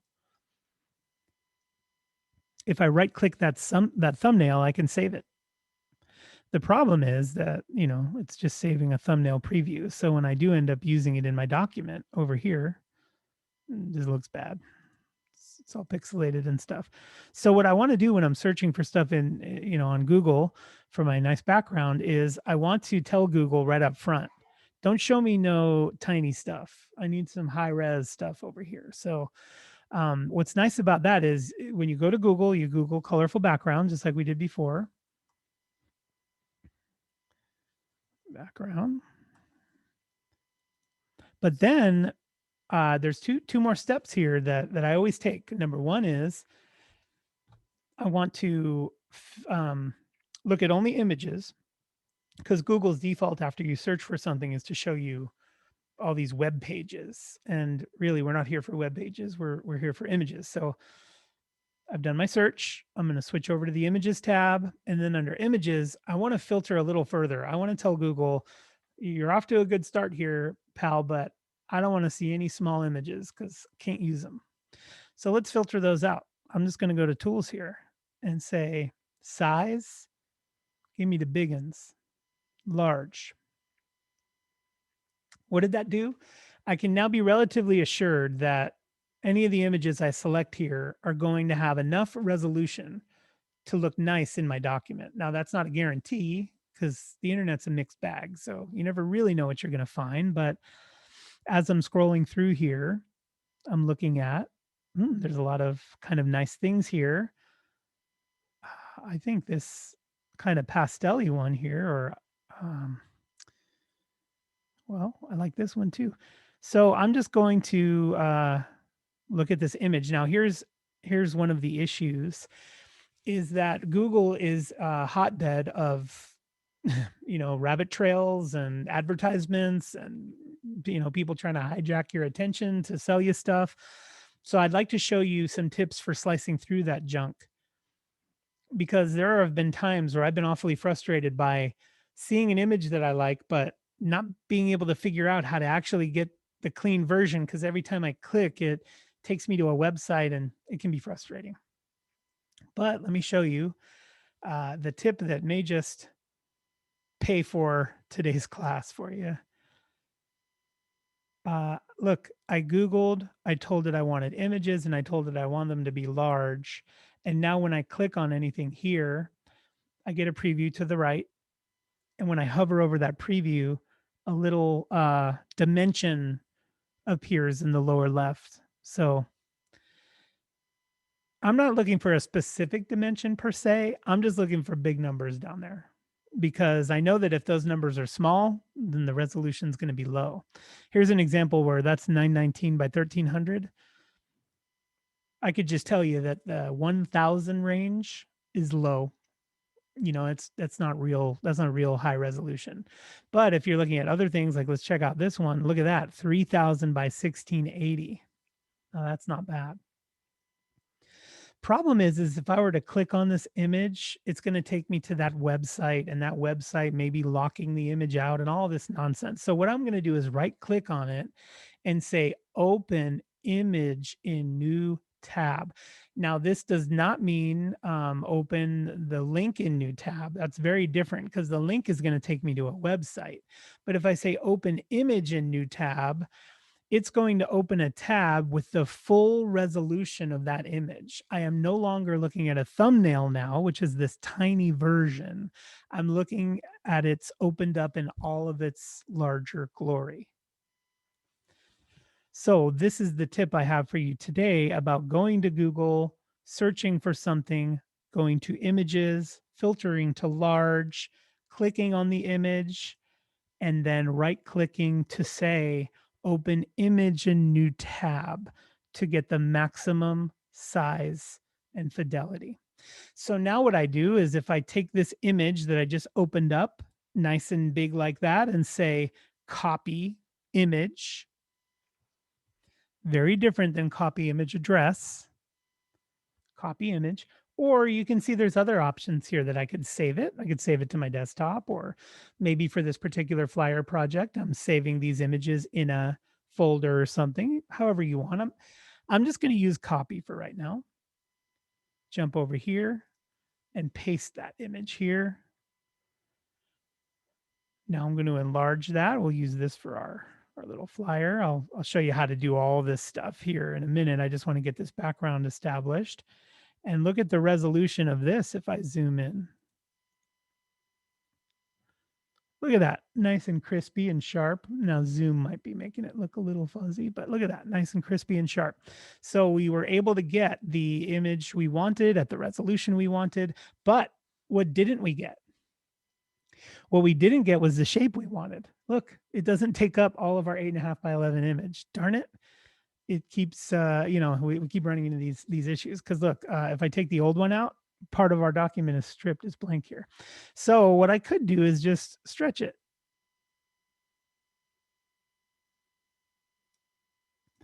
And now that's taken up all the bounds of our 8.5 by 11 image for our flyer that we're about to make. And guess what? No pesky word processing gutter is pulling at our cursor or telling us if we want to start typing or grabbing our image and pulling it in. Why? Because we turned it off. We said, I don't want any headers. I don't want any footers. And I don't even want a document body. I want to be able to move things around wherever the heck I want. And Pages listened, and that's what we're doing. So it's a good stopping point to get a break. I definitely need to run for a bio, so I will do that, but I will return shortly to take some questions and stuff. I think 15 minutes is probably the time, right? Do we do 15? Yeah, Pete, usually, but that's when people walk out. But I think, 10 minutes might be enough if that's for everybody, because that means 5 more minutes of your content. Hey, love it. 10 minutes is good to me. So at 10:40, we'll be back here. I'm going to refill my coffee, and I'll see you in 10 minutes. I'm just sitting here charging my car. So if anybody has any questions, feel free to unmute. Don't use the chat window because I'm doing it on my phone because I'm sitting here in Utah.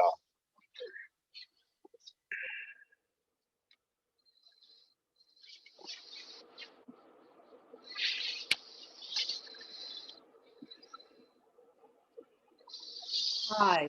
Yes, could you this is Lena, remind me how we save the chat at the end?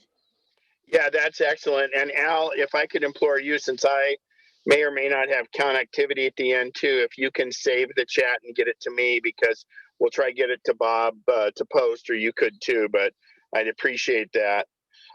Basically, in the lower right-hand corner of the chat, there's a further ellipsis, 3 dots. You can press that, and it asks you where, and it saves it. Depending on where your Zoom is set up, it's probably saving it to a Zoom folder, but it will save it probably in your documents inside Zoom. And wait till the end, because that way it'll have all the content in there. Okay, thank you. Yeah, and in fact, Al just put up a great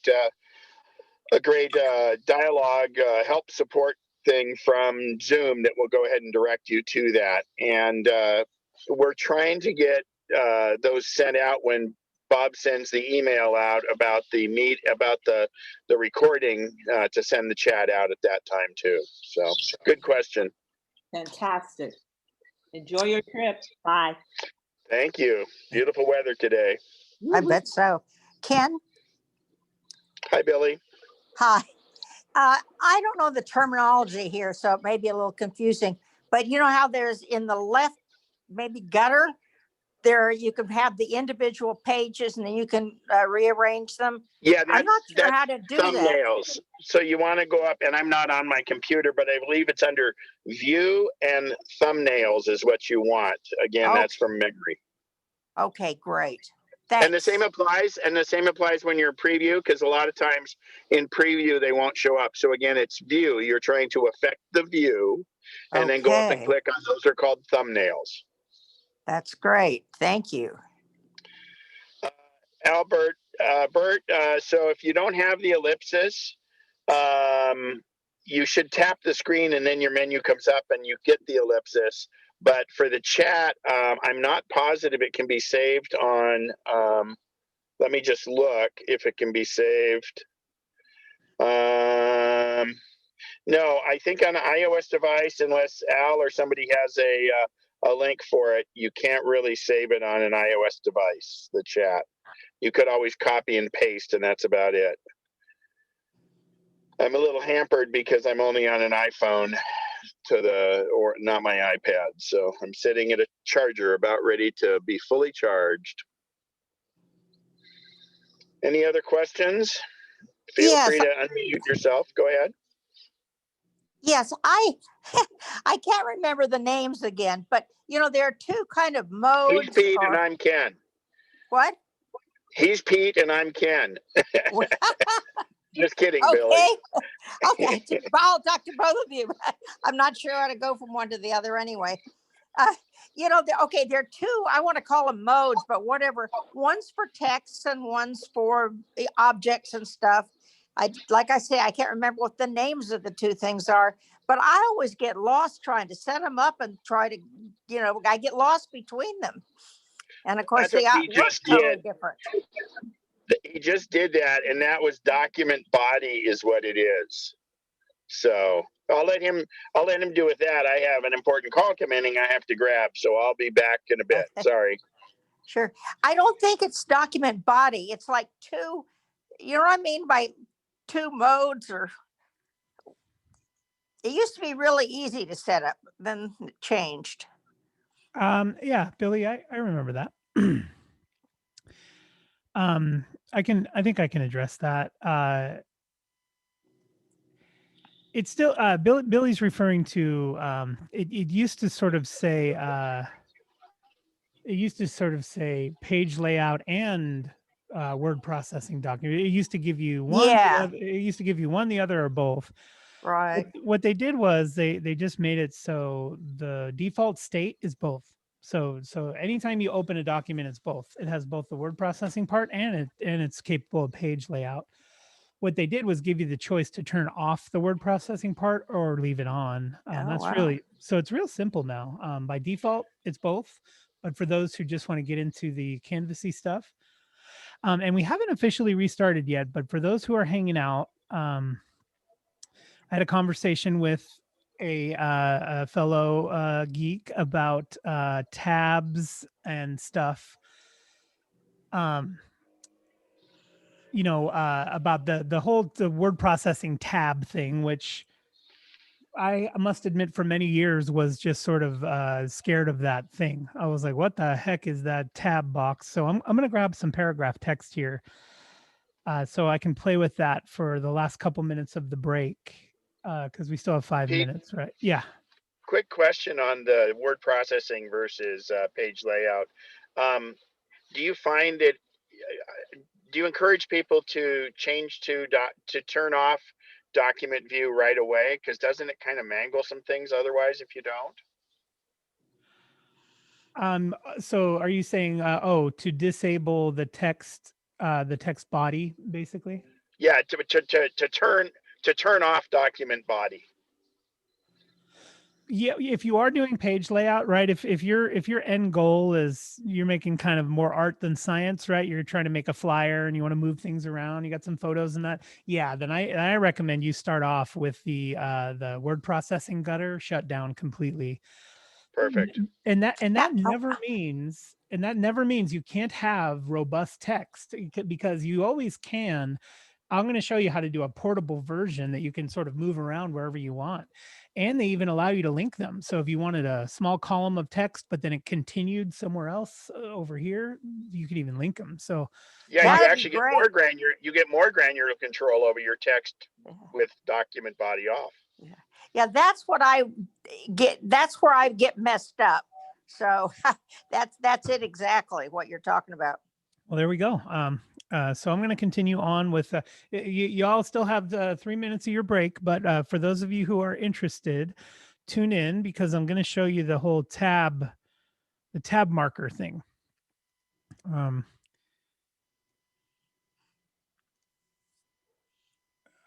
But in a second here, let's see, show layout. Yeah, view.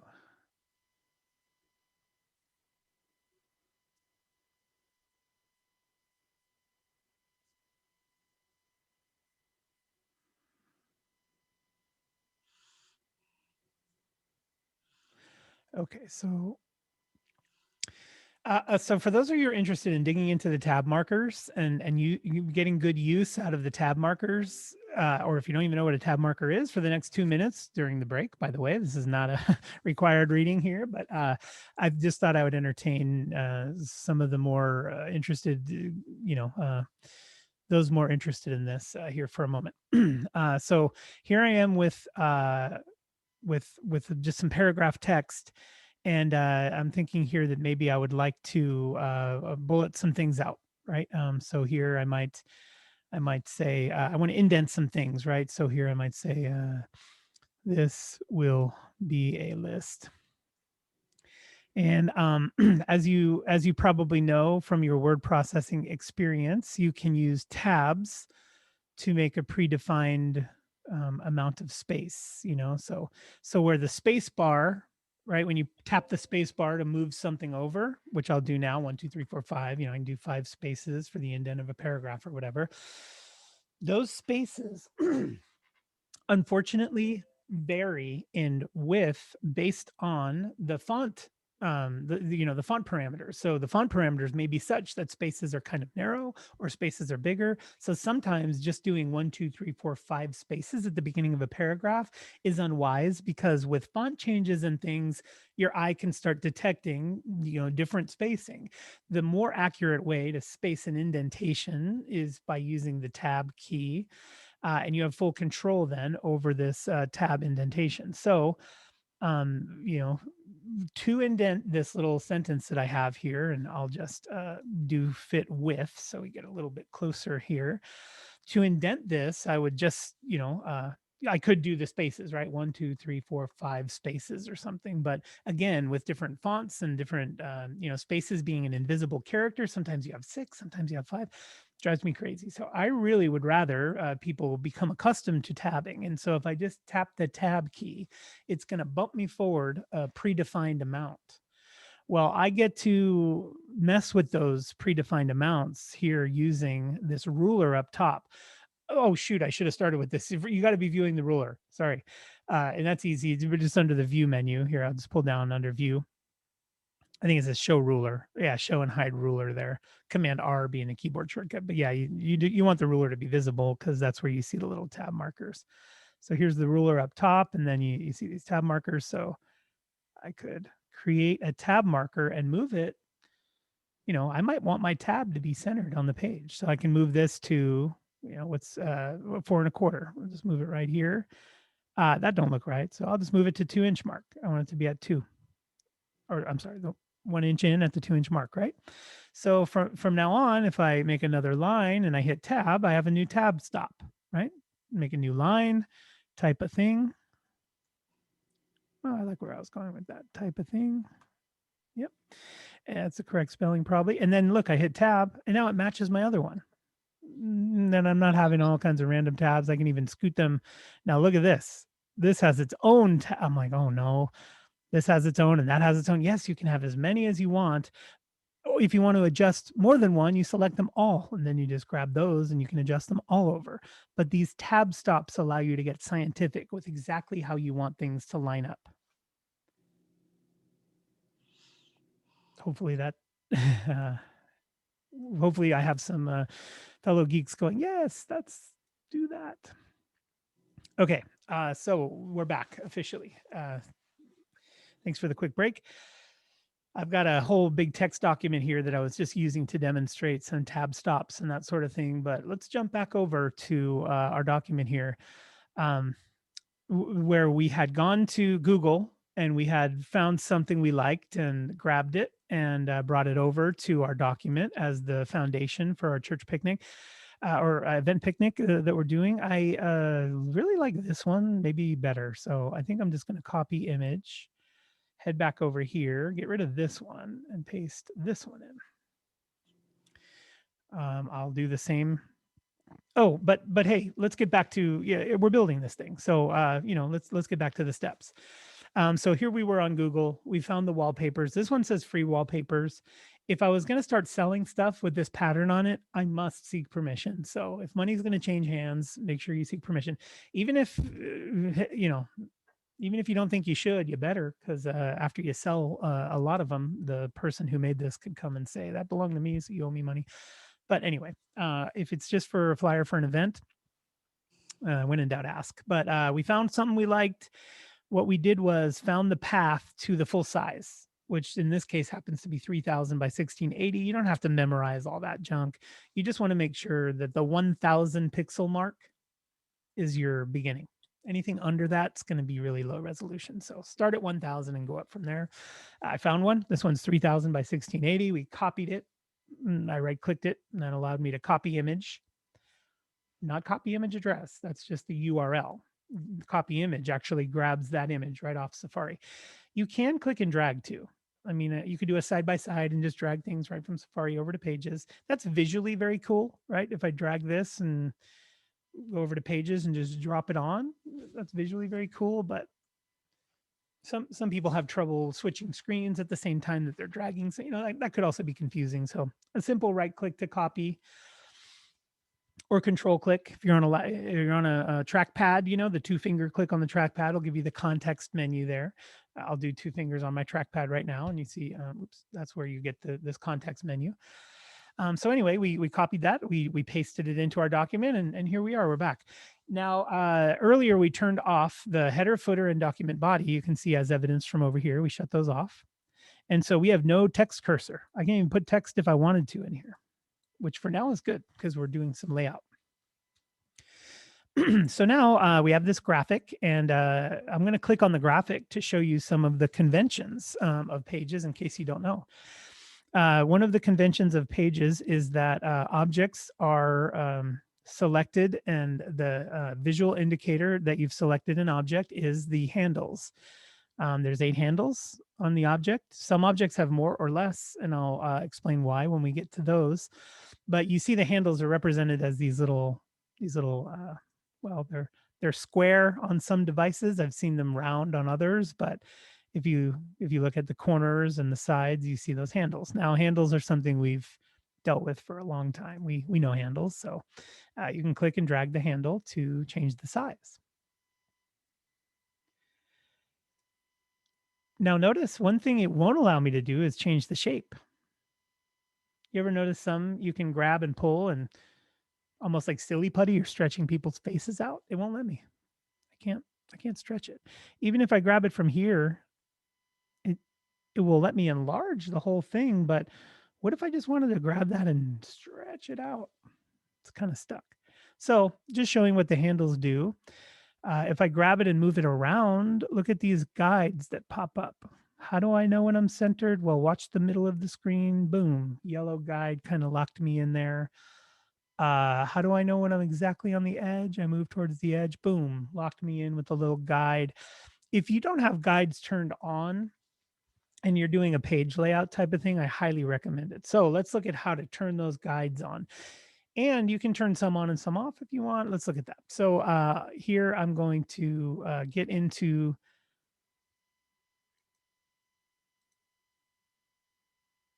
one sec. This is the weird. Oh, on the iPad, it's in that ellipsis. Let me see. Well, I may get back to that one because it's not all that. Let me get back to that one. So with this document, we can use this image, and we want to make it the background image basically, but we can move it around. Our guides are popping up and down. If you don't have guides, I will show you here in a minute how to get those turned on. But those are useful, nice to have, not a need to have though. And then we're going to enlarge this, and we'd like it to be the entire page, the entire 8.5 by 11 page.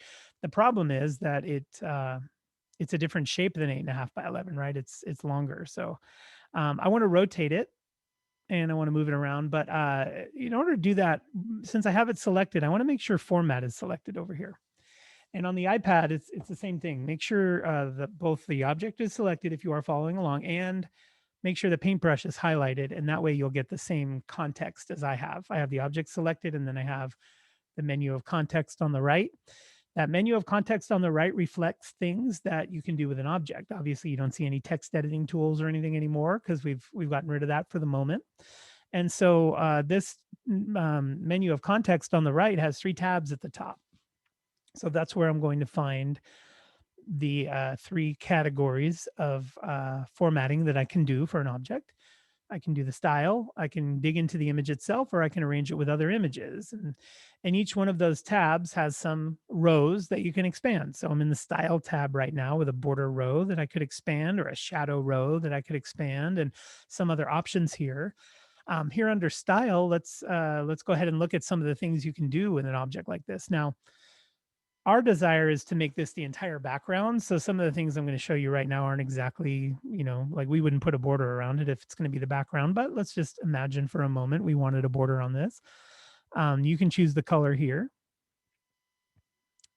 The top row here is just a simple graphic line, but underneath is a little bit of skeuomorphism, they call it, or in other words, we'll try to make it look like that's a photo sitting on a surface type thing. So under border, if I go to this one here, see that I've got a little graphical flair there that really gives the illusion that this is a piece of paper sitting on, a picture sitting on top of the canvas or something. Back under border, there's others to choose from. There's this sort of it's sort of like embedded into the page, which I also think is cool. But some other things here that you could find, or just go back to no border. In picture frame, there's a lot more. You see how much I'm expanding this? I don't want you to miss that, because I've heard some of you say, Pete, that old stuff that was in Pages is gone now. Well, it's still here. You just got to click a little bit. And let me show you where I just was, just so you could easily get back there if you wanted to. I'm just going to kind of re-click my way to where I just was. So here we are in our document, and look, that whole menu's gone now. Pete, curse you, as soon as you leave, all the menus disappear. Well, that's a menu of context, right? And it will be in context to whatever we're doing. Right now, we don't have anything selected. So that menu is the context of this document. It's saying, here's a menu related to the entire document. So, here we have a blank document. We could do page numbering if we wanted to here. And then we have an edit master page button. Now, as soon as I select something, it changes. I want to, reiterating that point. I'm selecting nothing. Now that is the context of the whole document. If I select something, that menu is the context of that item. And then I went to border and I expanded that. Now you can do it without expansion. You can just say, I just want to choose from this basic menu.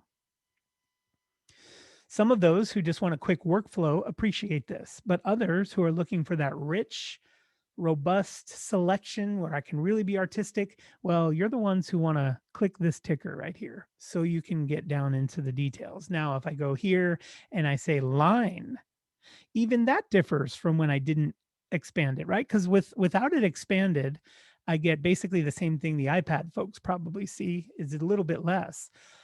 Even the lines only have 1, 2, or 3 different styles. But if I expand this and I say line, well, now this line type thing opens up with, look, I got dashed lines and paintbrush strokes. Look at this nice paintbrush stroke here. And I can enlarge that really big here.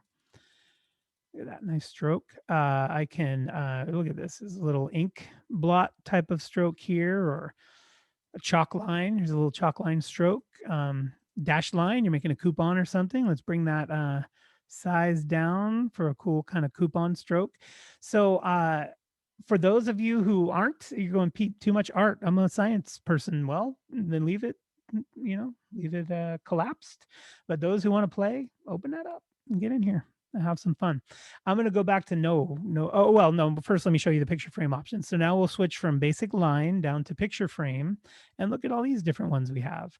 A piece of tape up there, kind of taping it up there. Let's see. Here's photo corners, and we can control the scale. We want those a little bit smaller or larger.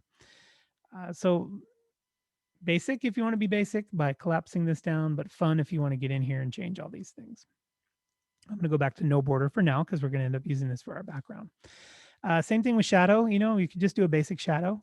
Look at this basic drop shadow, real easy to do. All I did was, oh, where'd my menu go? It changed to what? The context of what I'm doing. Well, what do I have selected right now? Nothing. So it's the document menu. When I select my item, there's my stuff back. So under shadow, you could either drop it down and control all the stuff, or you could just go, I want to pick one of these basic ones, right? There's a little reflection type of thing. But if you wanted to get in here and have some fun, that's when you roll this down and look, you have contact shadow. You can control the blur and the whole offset of all this stuff. Really get in here and have some fun with this. So there's that. You got your reflection. Sometimes we like, I'm going to change this back to no shadow and get my reflection here. More or less. And then you have some opacity. So that's just under style. But look, wait, there's more. Let's say you find this. Hey, I like this. I like this. I'm going to use this. I'm going to do a monthly newsletter or a flyer, and I want this style going forward. Well, then add it. Look at this. Up here, you can add this style. Boom. Well, Pete, what does that mean? Let me show you. I'll go grab something else from Safari here, since we already had a nice background. I'm going to copy this image and I'm going to drop it in. And instead of going through all the steps that I showed you before of going to the border and spinning that down and all that stuff, I'm just going to go to my styles and look, I click it, and it's the same as that one now with the reflection. So if you're one who is a staunch builder of both the art and the science, the text and the images, you could set up a template that has all these styles just the way you like them. Save that template, and every time you launch Pages, you got all your settings the way you like them. So I'll get rid of this, and let's figure out how to use this as our background, because that's pretty cool. I'm going to take off the reflection and just kind of make it a plain image again. Remember, I have my image styles here, which I added my own custom one. Now, if I go to another Pages document, it's not going to be there, because remember how we talked about earlier, we're not changing the fundamental underpinnings of Pages, because, well, that would be allowing you to open the hood of your car and deciding to take out some of the wires you didn't think needed to be there.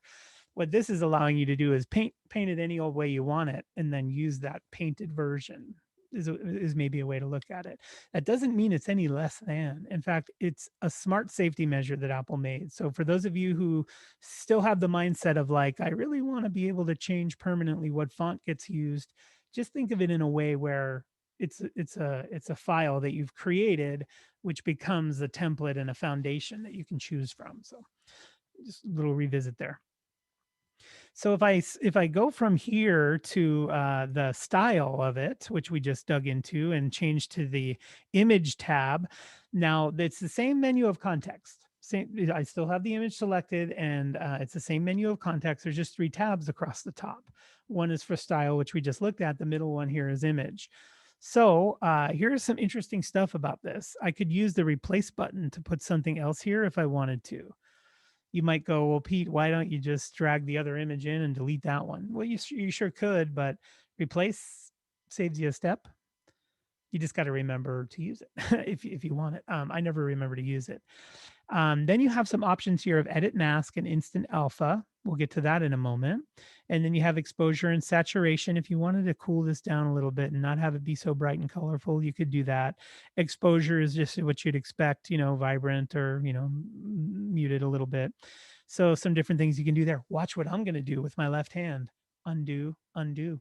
See, I was experimenting. I decided I didn't like it. So I just stepped back so casually, so powerfully, so easily with that little ZZ. It's like a bicycle for creativity. I can go further and get places faster if I trust the process and know I can step back after I do it. Magic.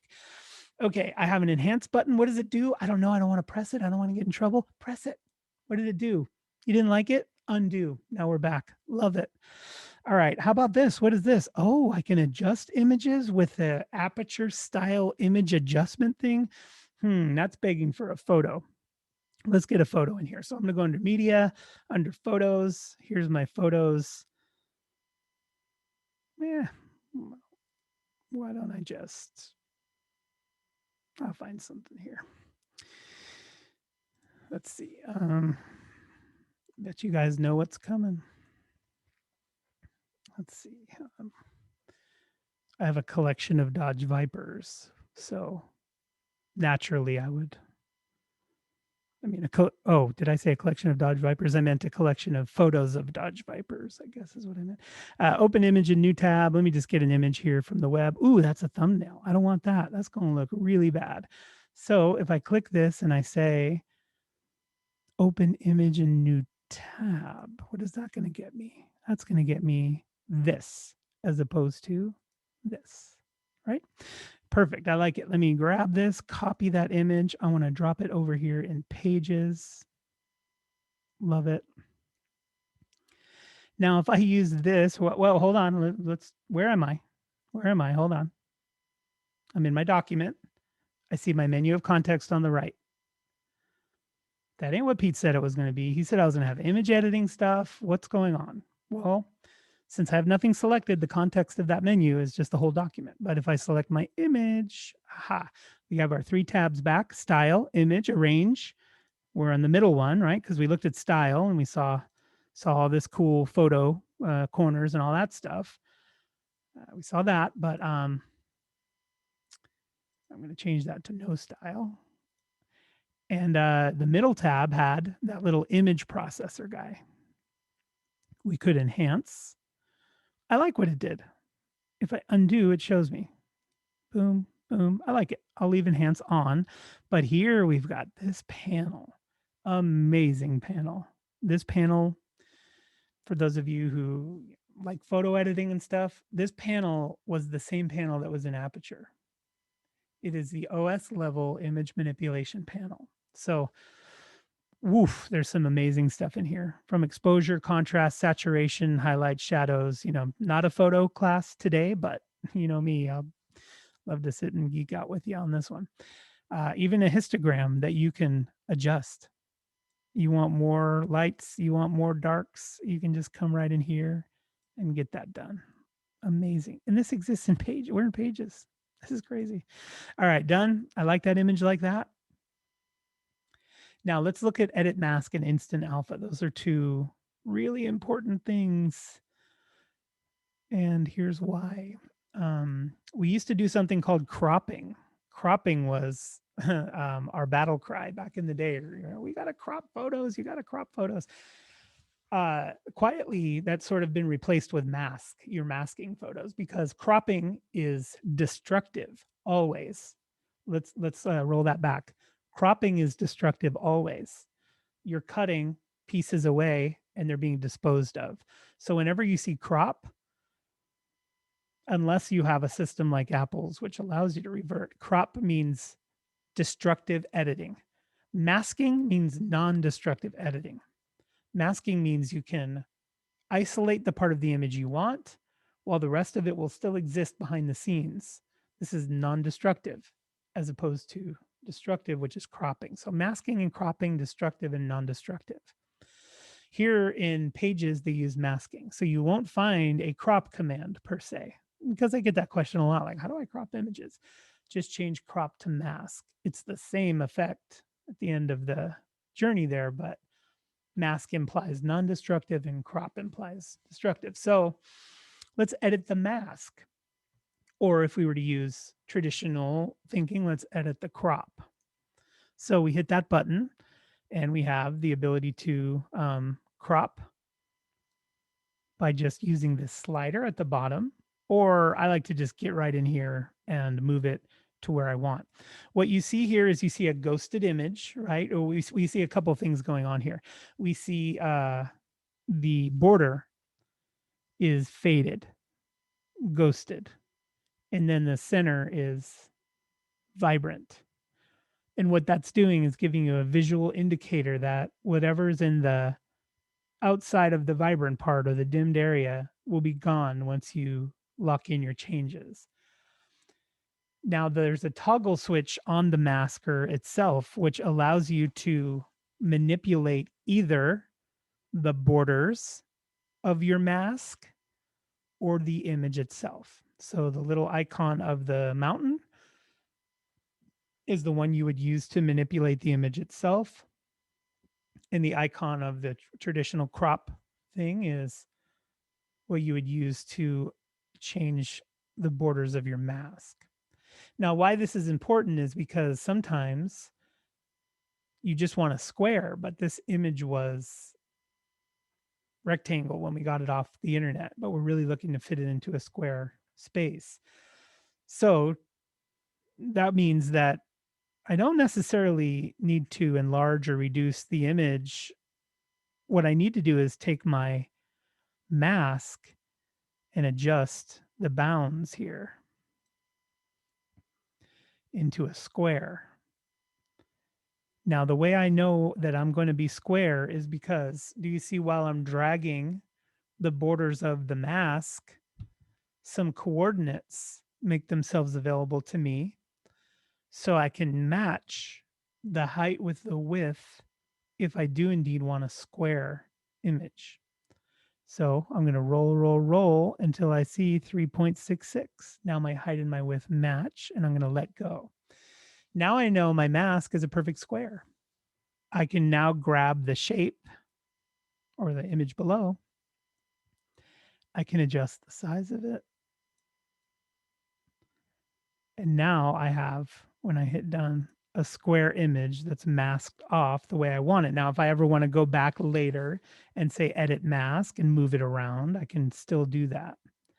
Maybe I want to enlarge it a little bit and kind of show the cars in the background instead. So then when I click done, I get to go edit it later. Something important just happened. My geeks know, they've already spotted it, the problem. But for those of you who don't know, look at that image. Remember, I wanted it to be a square, and I clicked done, and it should be a square. But what's happened is I've pulled the image down so low that my masked area is empty at the top. Now, how would I know that? Well, the visual indicator is that the handles on the object are floating out there in the middle of nowhere. Like the photo ends here, but the handles end here. So that's telling me that there's some empty space in there. And the other visual indicator is that that's not a square. It's very close, but it's not a square. It's a rectangle. So what I would do here is go back to that image and I would edit the mask. See how I pulled the photo down too low? I need to kind of move it back up. So it's taking up my entire masked area. Now, when I click done, aha, now we're back to the square, and that is the desired effect that I wanted. Now, hey, I just showed you the long way, as I often do, to help those people who want to know the manual path there. But I'm gonna get rid of the mask. I'm gonna start over because I want to show you another way to do the same thing, and it's a little easier this way, to be honest. I can use, and this next part doesn't exist for iPad or iOS users. The other part did, even though it's a little different. The next part is only on Mac OS. So I would put a shape of any kind from the shape menu over my image. And there's, if you look in shapes, you may not have seen this yet. It's fairly new, but Apple started pumping a catalog of pristine icons into Pages. I mean, I think it's thousands. They're pristine, meaning the Apple design eye has gone over each one and they aren't garbage. Because when you Google icons, you get a lot of junk, all different line thicknesses, and they can look bad. Apple's worked really hard to put, I think it's thousands of icons in here that are incredible. So I'll get back to that in a moment, though. I'm going to go back to basic shapes, and I'm just going to grab a circle, and I'm going to put that on my canvas here. Now, we've got an image that we found online, and we kind of know that we want that to be our background. So we're kind of working on an idea board here. Maybe it's the Dodge Viper Club is the flyer we're building. So we have a little, an image that we know we want to use, but we'd like that image to be round.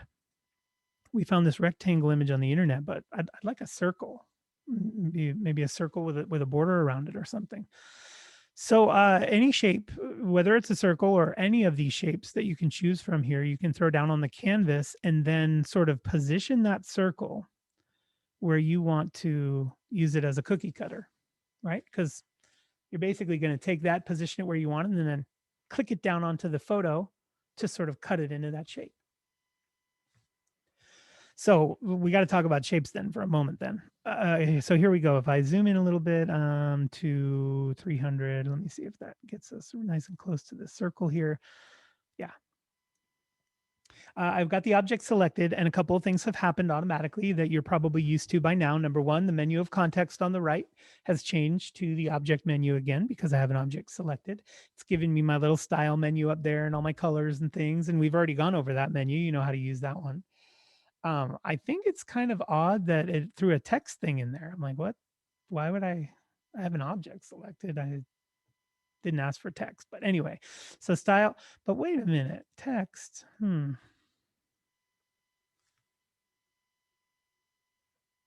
I just started typing. I had the object selected and I just started typing, and look at that.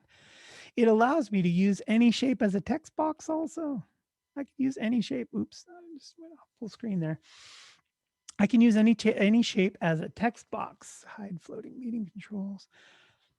That's okay. That's amazing. So now this shape is text, and I can format it. Any font, any size, any color. I could use my styles of text that I made earlier. Style. I'll just throw that in here. I mean, okay, that's cool. Let's get back to that. That was how I was saying earlier. You can make those portable text word processing, letterpress gutters. I'll show you in a minute. But back to the task at hand, which is cutting this into a circle. I want to cut this picture into a circle. Now, when I use the handles to drag the shape, I can easily distort the shape of that circle into something that's not a circle. So I definitely want to be careful. If my target is to make it an actual circle, when I drag this corner, look how easily I can accidentally pull that circle out of out of out of square. I think I'm using that right. I'm pulling the circle out of square, or I'm pulling the circle out of an even 1-to-1 aspect ratio. Well, it ain't what I want, even though it'll still work. Even though it looks like I have a circle, it looks like a circle to me. It ain't. So if I were going to use that circle with other geometry and stuff, it wouldn't be right. So what I'll do is I will hold the shift key while I resize that. Oh, doing some undos here. I'm going to hold the shift key down while I resize that. If I do that, it won't let me mess the shape up. Holding the shift key locks the aspect ratio. It doesn't lock the size, obviously. I'm still able to resize it, but it wouldn't let me distort it out of its current 1-to-1 shape. Now the shift key locks you into whatever shape it was when you started. So knowing that, then I can make this a little larger. I can grab this, put it right over the area of the photo that I want. Now I have to tell Pages to use that as a cookie cutter. And there's a command called crop with shape. Crop with shape. So all I have to do is figure out how to get both things selected. Now, selecting multiple things can be difficult for some because you might not be used to it, but please learn how to select multiple things. It's super important. And it's the same command for just about anything. The Finder, this, Adobe Illustrator, a lot of things. And it's just the shift key. The shift is like the and key. Shift is like and. So I'm going to select this photo and shift key and this shape. Now, what's my visual indicator that they're both selected? Well, they both have handles around them. So I know I've got them both selected. Now, if I right click and bring up that contextual menu, do I get crop with shape anymore? I guess I don't. I'm going to have to come up to the menu here at the top under format. Is it under advanced?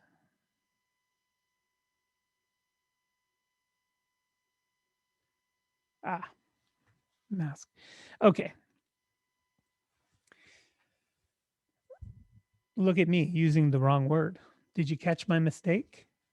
I reverted back to crop and I was saying crop with shape. I got out of date there because it's mask. It's mask with, and I said shape, but it's selection. So under the format menu, under image, you can say mask with selection. That means whatever the second thing is that you use the and or shift key to select two of, it's going to mask. Let's try it because we always have the undo key if we don't like it. So mask with selection, go.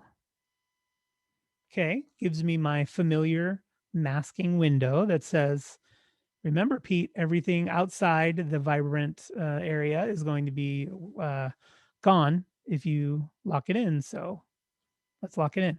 Not gone permanently though, right? Because masking is not permanent. So I'll hit done. And now I have a perfect circle with which to, create other things. Now, this is all the same object options and everything are available here. And then we haven't looked at the third tab yet, which is we had style, that's where we got the border and stuff. And in fact, I'd like to add a border. I think a white border around that background is going to be a pretty cool, nice, thick white border. It's probably going to make it pop a little bit. Let me really crank that thing up. Okay, so then we did image, which that's where we did the edit mask. Instant alpha, I'll get back to in a minute.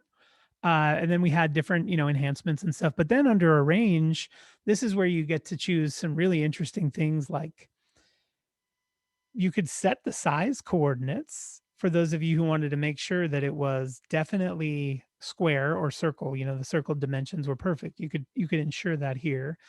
You can also click this box that says constrain proportions, which earlier, remember I was saying, hey, I'm dragging to resize this image, but it simply will not let me stretch it. It just keeps resizing. All I really want to do is keep it that same height, but drag it over so I have a strip.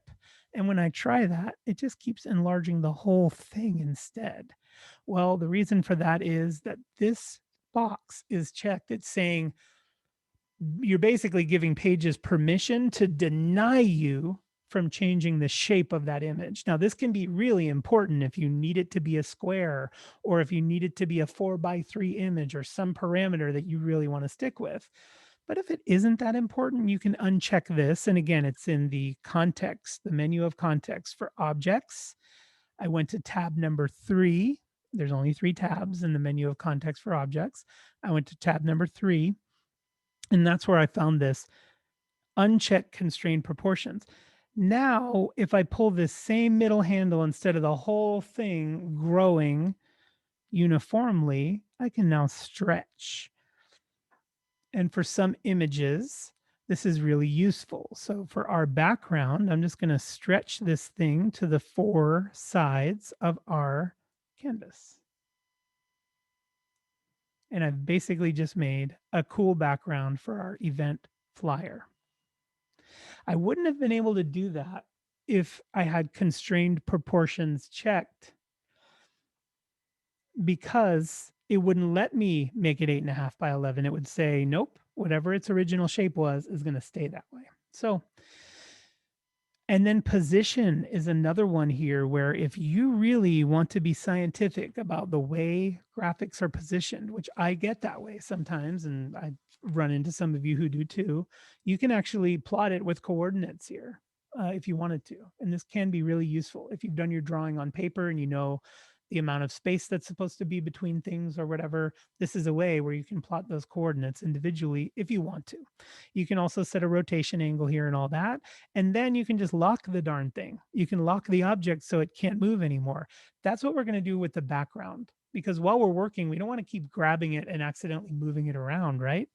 So if I grab this background and I say lock, well, now I can't get it anymore. It won't move. I can't resize it. Now, for us, that's good news, because we don't want it to move when we're setting up our event flyer. But there will be a time later where we want to edit it or get it to move. So, gosh, we got to get it unlocked. How do we do that? Well, you can still select it.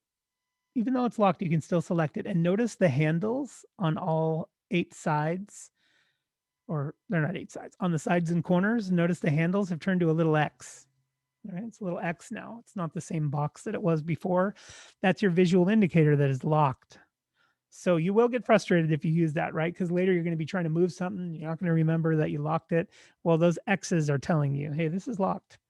To unlock it, you don't have to go back to that place. If you don't remember, you could always go under format and choose unlock there. But I recommend you just get used to the context menu. And if you select something that's locked, the only thing it gives you is this context menu. So I can click unlock here, and now I'm back to a normal object that can be moved around. So just a quick tip there. So let me go back and lock this. Actually, you know what? One more thing though, it's too bright. It's just really vibrant. And for the background of an event flyer, well, I may want to do one of 2 things. I may want to make ourselves a little bed over which to put some text and stuff, because text over this busy background may just be a little bit too much. So let's do 2 ways. Let's do one version where we take the image and just make it semi-transparent. That's, you might have an image of a lake house for your summer newsletter, but you just want it to be in the background. So you just want some transparency there. So let's do that. And then we'll lock it. And then that'll act as our background. Now, for those of you who have been listening closely and you're keen on getting this set up right, you might be thinking, well, if I got a nice background and I put it in a document and I locked it and I faded the background out a little bit and I made the font just the way I like it, Could that then be used as my default state for when I want to write my newsletter? Sure can. The image will be where you want it to be. It'll be dimmed out. It'll be locked in place. Your text will be the font you want and the size you want, and you're off and running writing your newsletter. So don't forget that save as template option. Even though in the past we might have thought that was kind of advanced, we're not building templates here. It's a way to set your default state. So let's dim this thing up a little bit. It's too bright. So I'm going to select it and then go over here to image. Saturation is one way to do it. We could just, bring all the color, drain all the color out of it or something like that. That's not exactly what I had in mind though. I really want opacity. So I'm looking for opacity, right? I'm not finding it here under arrange. That's more the location of the thing. And under image, this is more, well, editing and adjustments and stuff. I could do, my aperture style adjustments of it here. But what I'd really like is the opacity of the image itself. Now that's under style. Here's the opacity. I'm just going to bring that down to like 20%. Oh, I don't like it. It's too low. What should I do? Let's undo. Love it. How about 40%? Ooh, okay. I can still see it. It's not overpowering. I like it. So back to arrange, or I can click lock. Cool. Now I don't have to worry about it moving or anything like that. And I can move other things around on top of it. Great. Now that's one method that you might like to do. I like the vibrancy of the colors. So I don't want to lose that. What I think I'll do is teach you how to make a ramp. So we can start it vibrant, but then come down and fade it to white, where the white part could be where our information goes, but the top part might be a headline or something like that. So I'm going to move this over here a little bit so we can mess with this image again. What I'll do is unlock it and then maybe just bring the opacity all the way back up to 100 and then lock it again because it can sit right there. And you know what? I'll just get rid of this for now. We'll get back to that. So let's make that ramp. I'm just going to throw a shape down on the canvas. It'll be a very basic shape, like a square. And I'm going to use this square to map out where I'd like that ramp of color to be. I kind of want this to start vibrant at the top and maybe ramp down to white at the bottom, right? So a nice ramp down. So that would mean that I would want the ramp to start at the very top and end at the very bottom. So I'm just going to build that now. There it is.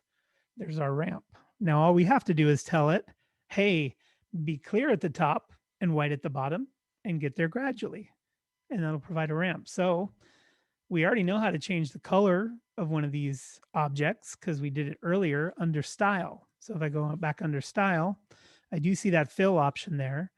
And remember, if I click here, I get like 64 colors or something like that. But don't forget, if we bust this thing open, we get a lot of options here. So gradient fill sounds good to me.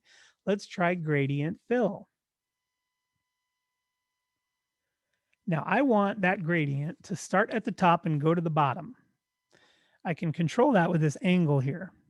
Now right now it happens to be top to bottom. I can click this button. If I wanted it to be side to side, I could click side to side. If I wanted to put in 45 degrees, I could put in 45 degrees. Now I'm going to do the whole straight top to bottom one. And that's going to be our color ramp. Now, some of you are going, Pete, I still don't get what you're talking about. You covered our whole background with a graphic object and you're just changing the colors that don't help me. Well, let's get to that part. Now, we have a gradient here that's going from a lighter blue at the top to a darker blue at the bottom. Now, this is pretty. And if you wanted this to be your background, you could just stop right here. This is nice. This gradient is lovely. But what I want to do is I want to make it so the top of the gradient is clear. I want to replace that lighter blue with full transparency. That's my goal here. So I want to select that color, but look, I don't see any full transparency here. I don't get that when I select the color. So I can go to the color picker. And that has opacity slider. I think that's on all of the tabs. So it doesn't really matter which one you're on. Well, guess what we gonna do? We're going to see right through to our background by doing like that. And then the bottom color, which is currently another blue, let's just change that to white. Hey, look what we did. I'm liking this. I think I might adjust that gradient a little bit, because I think maybe I'd like the white to be a little more pronounced at the bottom. And the way I have this ramp working is, you saw the way we built it, right? It's the entire size of the document. So I could pull this down a little bit and start the graduation a little bit lower. But that's really not the desired effect. What I'd like is another stop in there. So right now, a regular gradient only has 2 stops, one color to another. And what we've done here is just made it white to white, right? But we took one of those whites and we made it clear. So we turned the opacity down. Pretty clever trick, but we need more control. This isn't enough. So let's go under that gradient menu and let's pick advanced gradient fill. That should get us what we want. Now we get this slider, which is a graphical representation of our gradient. That means that I could take the pivot point or the middle of those 2 colors and I can drag it up, or I can drag it down to make it more or less pronounced. So if I drag it up higher, this still isn't really the desired effect that I was looking for. It's a really cloudy, kind of mucky gradient, and I don't like it. What I'd like to do is add a stop. Right now, we just have one color to the other. I want to add a stop so I can control, right? So to add a stop to our advanced gradient, remember, a regular gradient wouldn't cut it. It's only one color to another. Now, I love that still. It has its place, but this is an advanced one. We can click inside here and it'll add a stop. Now we can decide what color we want that stop to be.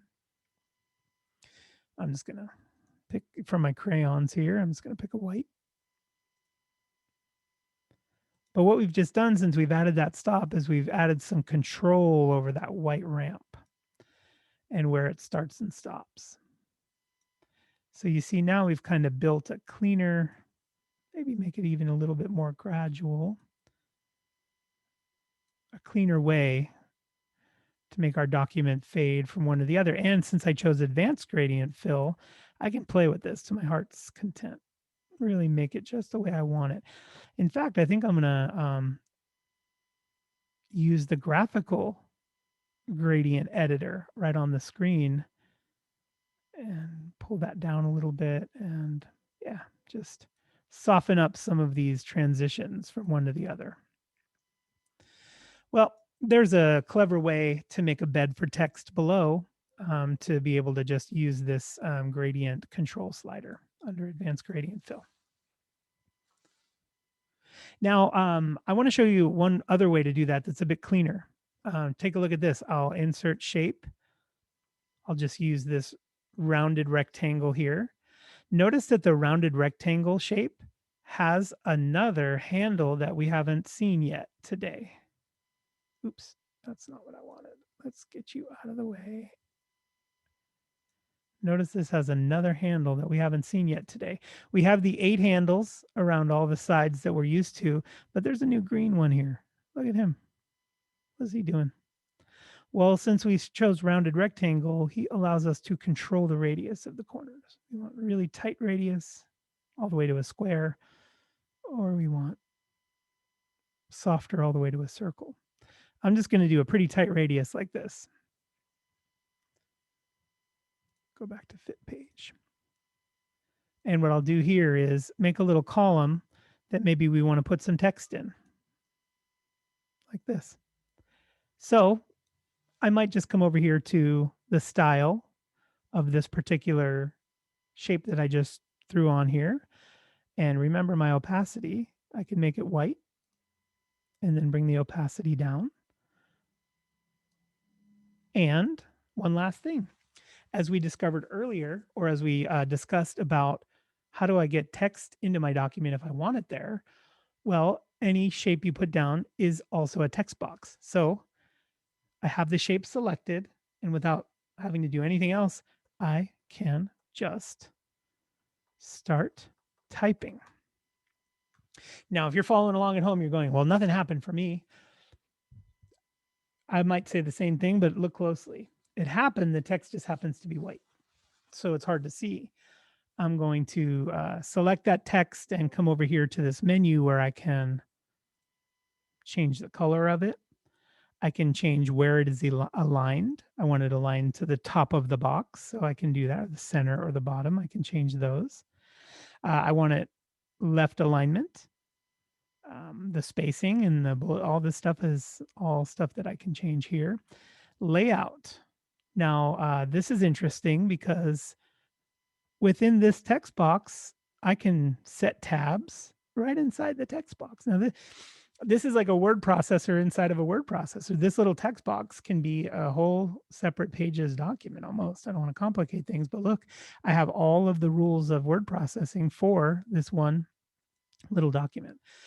So that's amazing. We can actually throw text right in the middle of our thing here. So if you were making that flyer, this might be the details, right? You might say Wednesday, June 3rd, 3 p.m. And so stylizing that text is all that's left to do. Well, what do I mean? Shoot, let's go to the text. Let's get a nice cool font here. Who knows? That's not all that cool, but and then we'll pump the size of it up. We can change the color. Hey, don't forget that this little Mac OS color chooser has just another magical tool, and that's an eyedropper. And if I want to make that text the color of something in my document, I can grab that eyedropper, sample this color, and I have the exact color from my document. Love it. So here we are creating images and text and different stuff for our flyer, for our event, resizing these boxes, moving them around, having a good time creating this thing. How about an icon? This is an automobile event. I'm making it a Dodge Viper event. Let's do a little sports car or something. Let me show you the magic of these icons where you can select. Let's do a little motorcycle and select any of them. They're all fully resizable at any resolution. They will be crystal clear. Watch this. I'm going to make this enlarged about 1,000% from its tiny state. And then I'm going to zoom in so you can see that the icons that Apple provided are crystal clear at any resolution. Really a thing you'd pay a lot for on an outside subscription. And I know you, I've known you for 20 years, most of you. You all went and bought that big box of clip art from CompUSA, right? You took that home and there were 700 discs in that box and you never used it because it was so hard to find all those little clip art pieces. Well, here they are. There's even a search box where maybe I want to put like emoji or a happy face. Well, I found something there. I can grab that. And all of these icons are fully editable. So if I go select the icon and go under style, I can change the fill color of these icons to be whatever color I want. I can change the opacity to maybe make it faded like that as part of our little flyer here. Hey, that's looking really fun. Fade it down a little more. Open that up a little bigger. Be part of our text there. Here, this bicycle, I'm going to match colors again. I'm going to take this eyedropper and match this green here.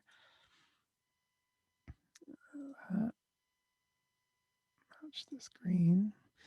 I can bring the size of that bicycle down again, resize that. So we're having fun. We're using this canvas. We're not being interrupted by the text editing gutter that always seems to want to grab for our cursor and stuff.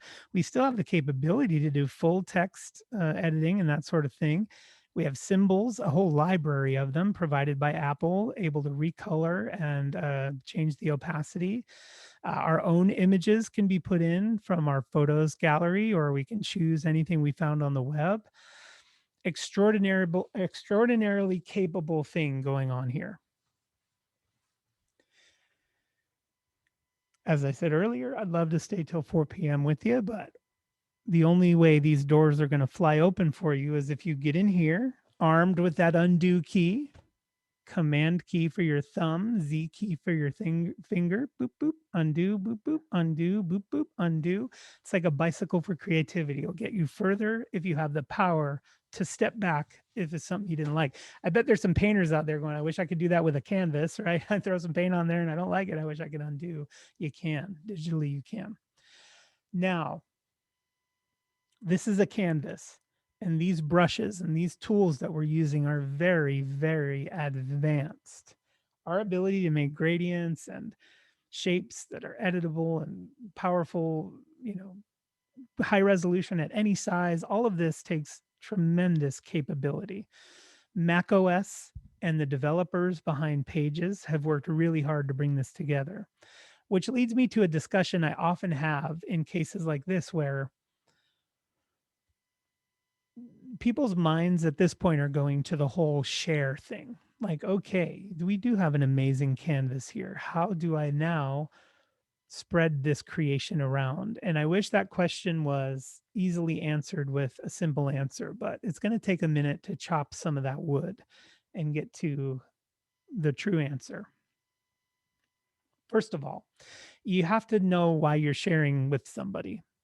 Is it because you want to collaborate and you need to send something to somebody that they can edit? If that's the case, stop, because doing that is hard. Now, there are collaboration tools and stuff like that, but the reason I say doing that is hard is because the traditional sense of things, or the way we've done things for the past 20 years, is sort of like, well, I'll just save it as a file, send that file to a person who has the same computer that I do.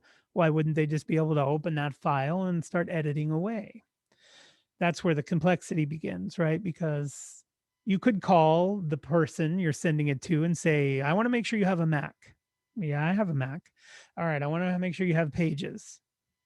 I don't think I have Pages, but I suppose I could download it. Okay, yes, we could do that. I want to make sure you have the following 9 fonts. Oh, okay, I suppose we could check that. I also want to make sure your version of Pages is updated and it has the same version as mine. And I also want to make sure your computer's processor, RAM, and GPU is such that it can handle all of the graphically intensive things I've done. If you can check all those boxes, then you can share a file. But if you can't, there's no way to guarantee that somebody has a Mac or has Pages or has the same version of Pages or the same fonts you do or the same processing power that yours does. So the pipe dream of someday we'll live in a world where we can just send files around and everybody can open them and edit them, it still isn't a thing. Doesn't exist. Even between Ken and I, arguably two way too tech head people have shared a file in Pages, and we get it. And I'm on the phone with him going, "What? This is not what you sent me." And he's like, "Yeah, no, it isn't. That's weird. Your version of Pages might differ. Your fonts have broken and messed up the formatting." All that stuff still exists. So I'm here to tell you about a couple of ways I believe you should proceed forward and why you would do it that way if you were in this particular situation. So let's take some scenarios. One would be, I'm making a flyer for an event. I'm going to send it to the event promoter. They're going to print it, and we don't have to iterate. I don't need versions or commenting. I'm just sharing something. Now, that could be you to a family member or you to the event coordinator. It doesn't matter. The point here is that the file is done, and we can now send it to be printed or send it to be shared. But already we're running into some problems, right? Because what do you mean shared? You mean that everybody we send it to has to have the same computer, same Pages, same fonts, same stuff? Well, unless you find another way to share it. Okay, well, I vote we find another way to share it, because we can't guarantee anybody has a Mac with Pages and the same fonts and the same processing power and all that. So how might we share it then where anybody could then open it? Now we're in the decision tree here. We got to figure that out. Well, if we're just wanting somebody to see a preview, because that's a thing, right? Sometimes the event producer says, can you just give me a quick look at it so I can check the color scheme and stuff? Like, can you give me a preview? Can I just glance at it? Well, Well, in a case like that, we might want to just do a screen capture, just take a quick snapshot of it so somebody could visually get eyes on it and go, okay, I like the direction you're going. It's fine. This doesn't mean it's the best version for printing or the best version for sharing or anything, but it's the fastest and easiest way to just take a quick thumbnail and be able to share it. And that would be just doing a screen capture. You got somebody emailing you or texting you going, I'd really like to see an image of, what you're working on. I'm going to take a screen capture. Now on the Mac, it's a bit different than on the pads and phones and stuff. So I'll show you both.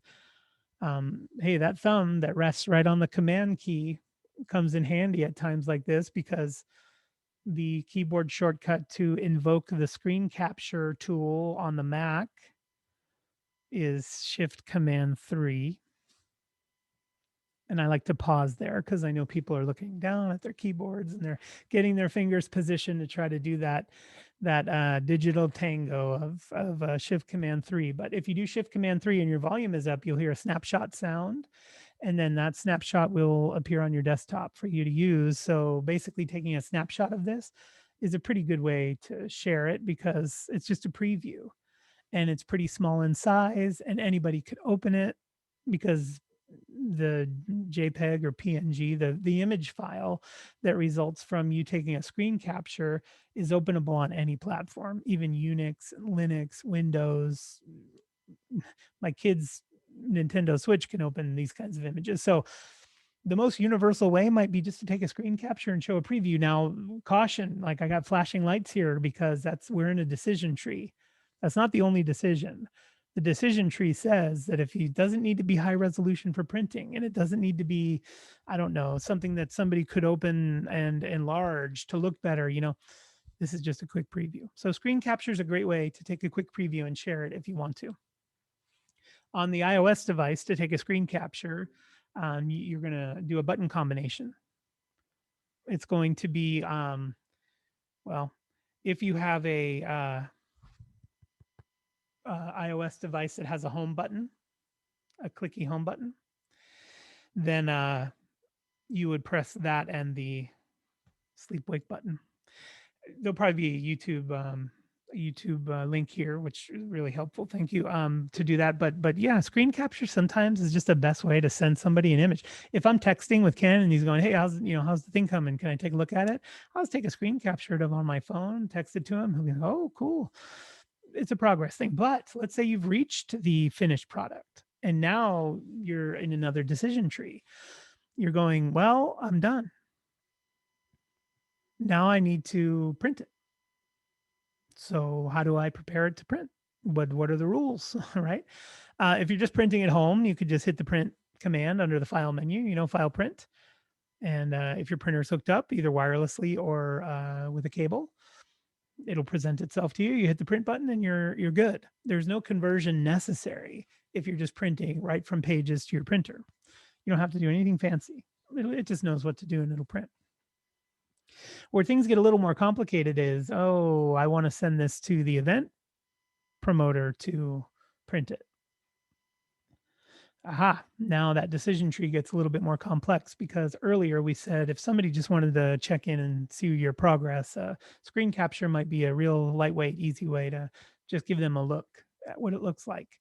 But now you got to send it to somebody and you want all the possible print fidelity possible, because the last thing you want is to send somebody a really low resolution version of the file you worked so hard on. And then when you get it printed, you arrive at the event going, no, this is not what I intended. The font changed and no, it's low resolution. Believe me, it's happened to me many times. So to make sure you preserve your vision and what is on your canvas and lock it all in place and make it the highest quality possible, you must do the following.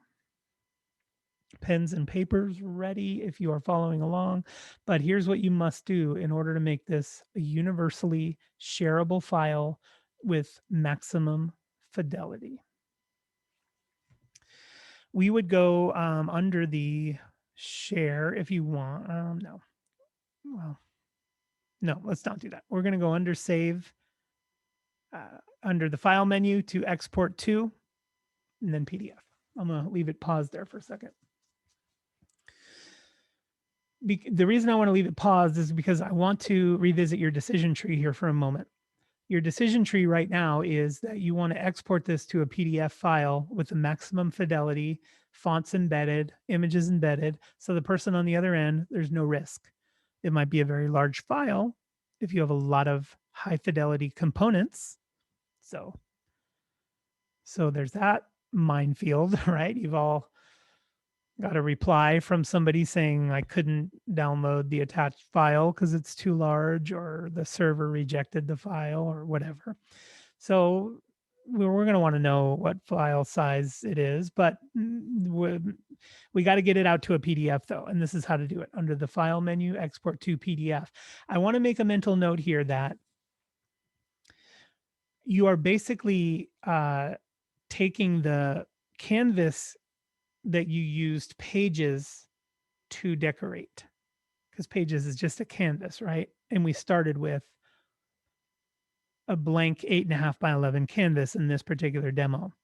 And we worked really hard to get all the things we wanted on that canvas. We went to the web and we found some stuff. We took some really nice photos that we wanted to be in there. So we really want to work hard to honor that canvas. And we also want to save the canvas. Imagine if you were a painter and you could put like a sheet of plastic over your painting and then put it in storage. So later you could bring it out, open that sheet of plastic, and continue to edit that painting. When you save it in Pages mode on your hard drive, that's what you're doing. You're making it so in the future you can come back to this same file, open it up, and edit it again because it's a Pages document. By that mentality, you would think you'd be able to share it with somebody else who has Pages and they get the same results. But for the reasons I said earlier, that's not a possibility. Now, you might be thinking, well, I did it, Pete, and it worked. Sometimes it works because they have the same fonts and the same processing power and version of Pages and all that stuff. But more often than not, it doesn't work. So saving it as Pages on your machine gives you that canvas that you're putting in storage. But to get it out to a file that others can use, you're exporting it. So you're going to have two versions at the end of this, right? You're going to have the Pages document, which is the 8.5 by 11 canvas you decorated that we're going to put in storage. But then you're going to have this new version, or a lithograph. I think that's what they call it, right? When somebody does an original painting, they want to preserve the fidelity as best they can. They do a lithograph and then they sell the lithographs, but the painting is archived. Well, that's what you're doing here. Pages is your painting, your canvas. Now you want to make a lithograph so you can send it to somebody else, but you preserve your original and you'll leave it on your hard drive for when you need it later. That's what we're doing here. We've saved the Pages version, and we can open and update that as many times as we want. We can print it from our Pages to our printer easily because there's no conversion or anything necessary. But when it's time to create that lithograph to send out to somebody to be shared, file, export to PDF. This is how we do it. Now, when we open this, we've got a little more of a decision, our decision tree just widened out a little bit. Here we go with the decisions of the PDF. Image quality is either good. I think it's good, better, or best. Let me get down there. Oh, wait, I have the wrong mouse. I'm using two mice here. Good, better, and best. Good, better, and best. I'm going to put it on best because that's going to preserve the fidelity of all of our images. If you put it on good or better, what Pages will do when it's pressing everything into a PDF, it's called flattening. When Pages does the task of flattening your Pages canvas into a PDF file, it's going to throw out some stuff unless you choose best. If you choose better or good, it's going to throw out some stuff. So what I'm going to do is do all three so we can see an example of the results of all three. Now we have a fairly simple flyer here. We don't have a ton of stuff in here, so I might just drop an image on there. So when we do the three, you can see how the fidelity of an image was impacted by the flyer. I just don't see permissions for this. I might have to just do, yeah, I'm just going to have to do an image from the web.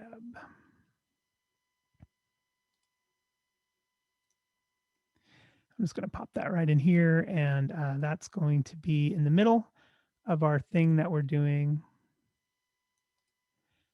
I'm gonna, yeah, I think that's good. Okay, so we'll leave that there. And here we go. Let's export this. So file, export, PDF.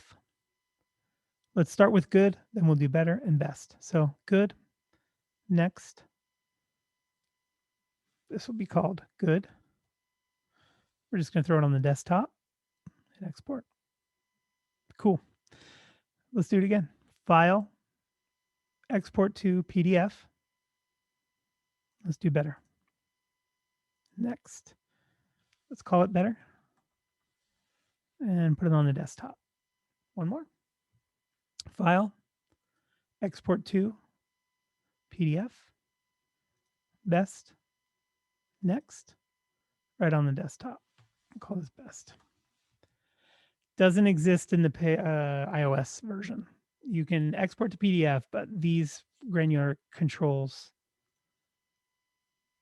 Okay, great. Now let's see the desktop. Yeah, let's see. What can we get everything to get out of our way? And here on the desktop, we have good, better, and best. And let's investigate by opening the 3 information windows for good, better, and best. Let's have a look. Best is 6.1 megabytes. Now, all we have in there is one image with a lot of fidelity and some graphics and other things. So there isn't a ton in there. 6.1 megabytes is fairly big for one PDF file. Imagine if you had way more stuff in there, images and all that stuff.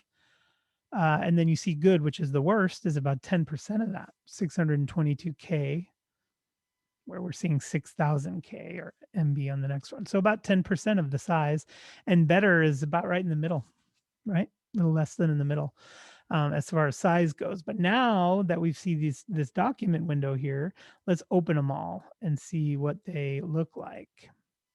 Zoomed in. What did we really lose? So here's best. I'm going to use the magnifying glass and just go to the, well, not the maximum. How about we focus on this tire? Look at that.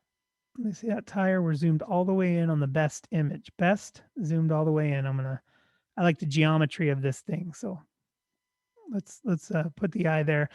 I won't do the middle one right now unless we hardly see any difference, but let's look at good. Now we're on good. Let's look at the geometry of that tire there.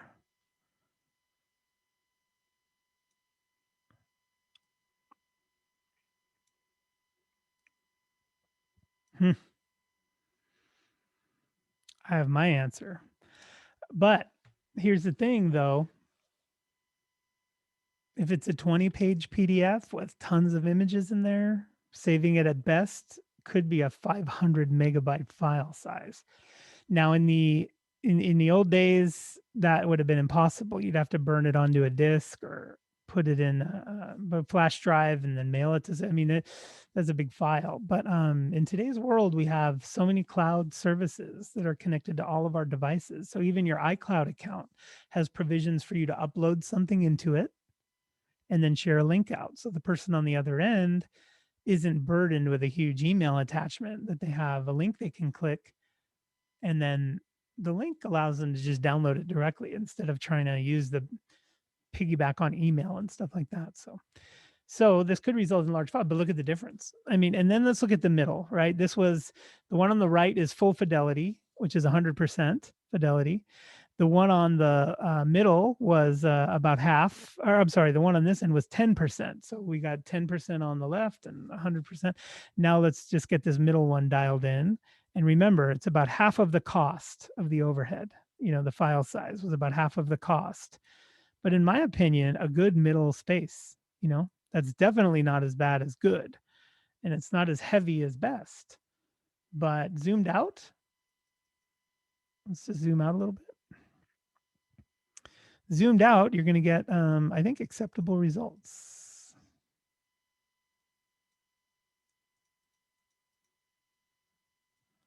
if we go right there and right there, well, you see this is another thing to consider is all these jaggies here. This is a very jagged curve where here it isn't. So just some things about exporting, but you at least have your decision tree now. If it's a file that you're going to own and work on and grow and you're just going to sit here on your own device and you're not real worried about sharing with everybody, then just leave it alone. It's Pages. You just work on it in Pages, print it from Pages. But if you want to start sharing it, maybe you just want to show somebody a snapshot, well, then just take a picture of your screen and send it over. If you don't like all the tools showing and stuff, you could always just crop that little image and send it.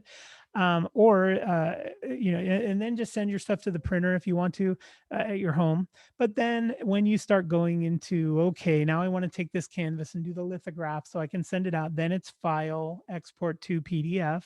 And then your decision tree is now I just need to choose good, better, or best. The exercise I just did where I did all three and then we compared them, I don't recommend that. You don't have to do that.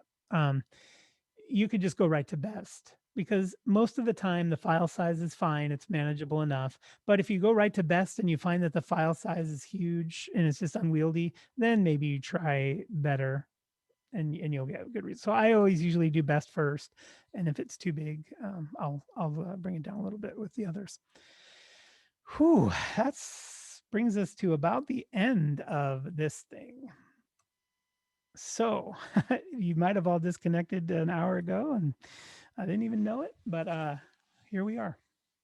Let me check in with everybody here. And now's a great time if you'd like to, you can do your hand up button if you want to come off and ask a question. We'll monitor that and be able to unmute your mic. If you like, I'm watching for those hands. It could be that I just overwhelmed and put to sleep everybody. Hey, Melissa Green, let me, you should be able to come off mute. Welcome.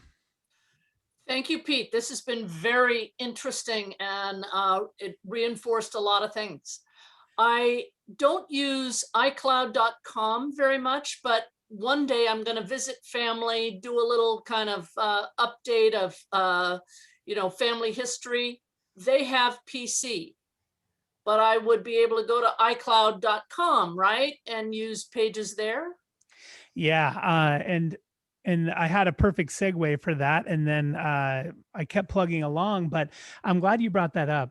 What Melissa is bringing up is the fact that everybody with an iCloud account, and that's all of us. You can't be a user of iOS without an iCloud account. Now what you put in the iCloud account can be controlled by you, but you must have an iCloud account.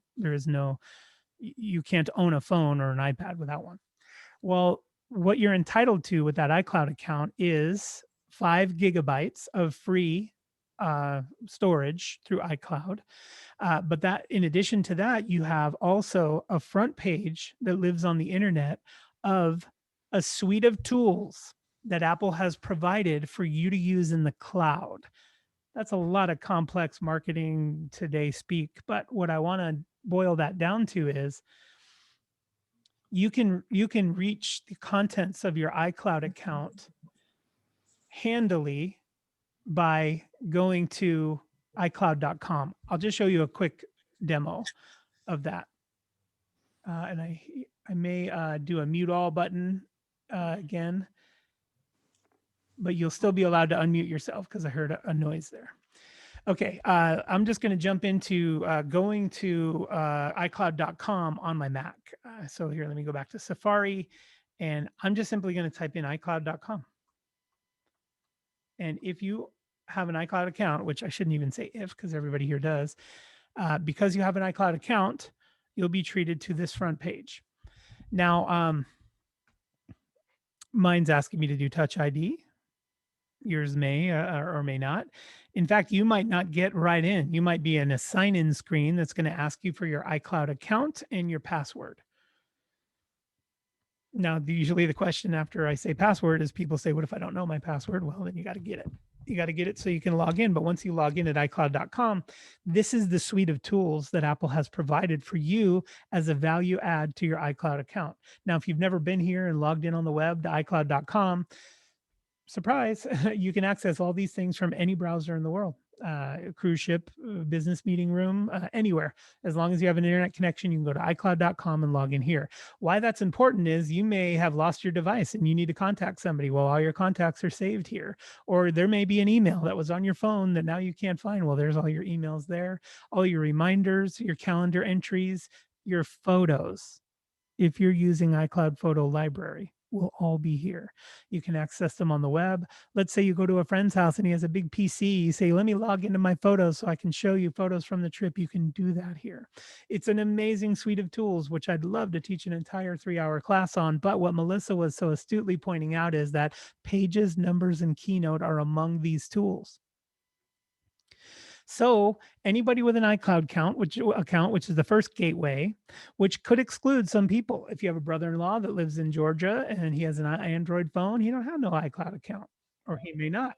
So you then would not be allowed to collaborate with others without an iCloud account. Anybody can sign up for an iCloud account, though. All they need to do is go to iCloud.com and you can get a free iCloud account. Once you have it, though, Pages is available here on a web page. That's an important distinction. We're no longer using the Mac version of Pages. We're now just on a web browser, and we're invoking the Pages app on a web browser. That's a remarkable thing going on. So I needed to call it out. I'm not using the Pages app anymore, and I'm on a web browser. I could be on my PC. I could be on my laptop, my Chromebook. It doesn't matter. I'm in a web browser.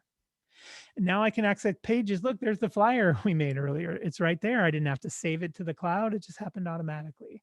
Now, this is a handy tool for collaborating with people if you ever want to create a document where people can log in and make contributions and then log out. And that is earlier what we were looking at is this collaboration tool here, where you can add people to the document, link them in, and then they could access Pages from a browser and use it there. The question I get often is the browser version as robust and stable as the Pages application on the Mac? And of course not. There are some limitations on the browser, but for 90% of the stuff you do in Pages that isn't real heavy image related, it's perfect for that. So that's a long answer to your short question, Melissa, but it's really worth talking about this suite of tools on iCloud.com that we can use with others to collaborate and that sort of thing. And look, all these tools are just here in my browser. What if you lost your iPad? You can go to this find icon here. You can log in and it'll show you a dot on the map of where all your devices are. So please be using that if you're not already. Thank you, Pete. You're welcome. And thanks for bringing it up again. What else? I think I saw Ken. Ken, you're welcome to come off mute. Yeah, thank you, and fantastic. And I was able, luckily, to cover most of that while I was driving, and it was great. Regarding iCloud, one thing that can be done too is, let's say that you're working with someone else and they have an iCloud account. On the iPad or on your Mac, you can go into iCloud.com and go into their iCloud account. That way you're not having to go back and forth in your iCloud back to their iCloud and things like that. And that's one way to do that. But iOS for the phone does not support iCloud in the browser where the iPad does. Good call out there. Thank you.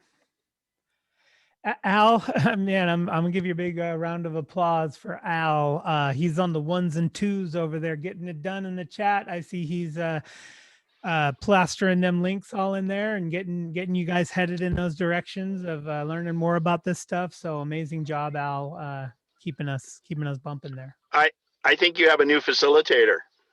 Hey, hired. Yes, if I can afford him. Yes. And is there any news on what he might be facilitating in the future, Pete?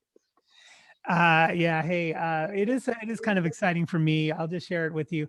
I shared a business model with Ken of doing exactly what we did here, but a calendar of classes throughout the whole month that you can pick and choose from, either a la carte or a subscription. And you'll be able to tune in with me one-on-one sometimes, big class others. You'll be able to request course content, but imagine having access to this kind of course content for, I think we said about 40 hours a month worth of content like this. It's a business model that I needed to get his keen eyes on because Ken's always been a trusted partner, but it is something that the demand has led us to coming back to because we really see the value in this. And we've heard from you loud and clear that this could be a valuable way for us to continue reaching out to those who love to get empowered with their Mac and iOS devices. So depending on how this year continues to unfold, we really feel strongly that there's a virtual version of what we used to do suited exactly like you saw today with some other enhancements here on the roadmap for early 2021. So fingers crossed. It's been a crazy 18 months for all of us, roller coaster ride, but I would love to sit here on Zoom with you for 40 hours a month and create a learning center. Yep. Did I just hear from my first customer? Do we have 3 words? Sign me up. Yeah. Yes. Well, Al, I might just need your help. My with that, money. so, yes. Take my money. Take my Yes. money. Yes. Well, I well, missed those in Mac classes. They were great. I always Yes. got something. Every time, it's always very helpful. And between you and Ken, you know, just about anything under the sun, you know. And I used to love with the topics would meander sometimes to peripheral technical things that were always insightful and fun, and kept my wheels turning, and I kept the gray matter spinning up north here. So I'm enthusiastic. Looking forward. Al, I'm glad you mentioned that because exclusive for subscribers will be a coffee talk once a month to all just sit and go over this stuff for my subscribers. So this looks like it's going to be a fun business model. Yeah, it's going to be a fun business model. But that social aspect that you touched on, Al, to me was half of the magic of what we used to do. For us to get all back together, discover some of the things, you know, share some of the things we've discovered. That I think is just worth its weight in gold. So really, I'm seeking to get back to those roots and do more grassroots types like this. That would be so wonderful. Yes. Yes. Love it. We need a virtual La Placita. There you go. We all get trays of delicious Mexican food put in front of us. Yes. So there we go. There it is. Thank you so much, everybody, for joining me today. It's my honor to be here. I'm always humbled by the energy and the questions that get put into this. So I absolutely love it, and would be happy to be back anytime, unless there's some competing property over there that we may be talking about later. So thank you very much. All right. Well, with that, I'll let you get back to your Saturday, and I posted my email address in the chat. So please feel free. Everybody saved your chat. Yeah, save that file. Yeah. Save a copy for me, Al. Yeah, I will. No problem. All good. How's the weather out there, Ken? Beautiful. Just pulled into Park City. Nice. Oh, wow. I'm going to sign out because I'm going to check in. Thanks, everybody. Pete, All right, great buddy. job. Stay safe there, Ken. Expected, man. It was killer. Thank you. Thank you. Always My fun, pleasure. My pleasure. Thanks, See you Pete. later, everybody.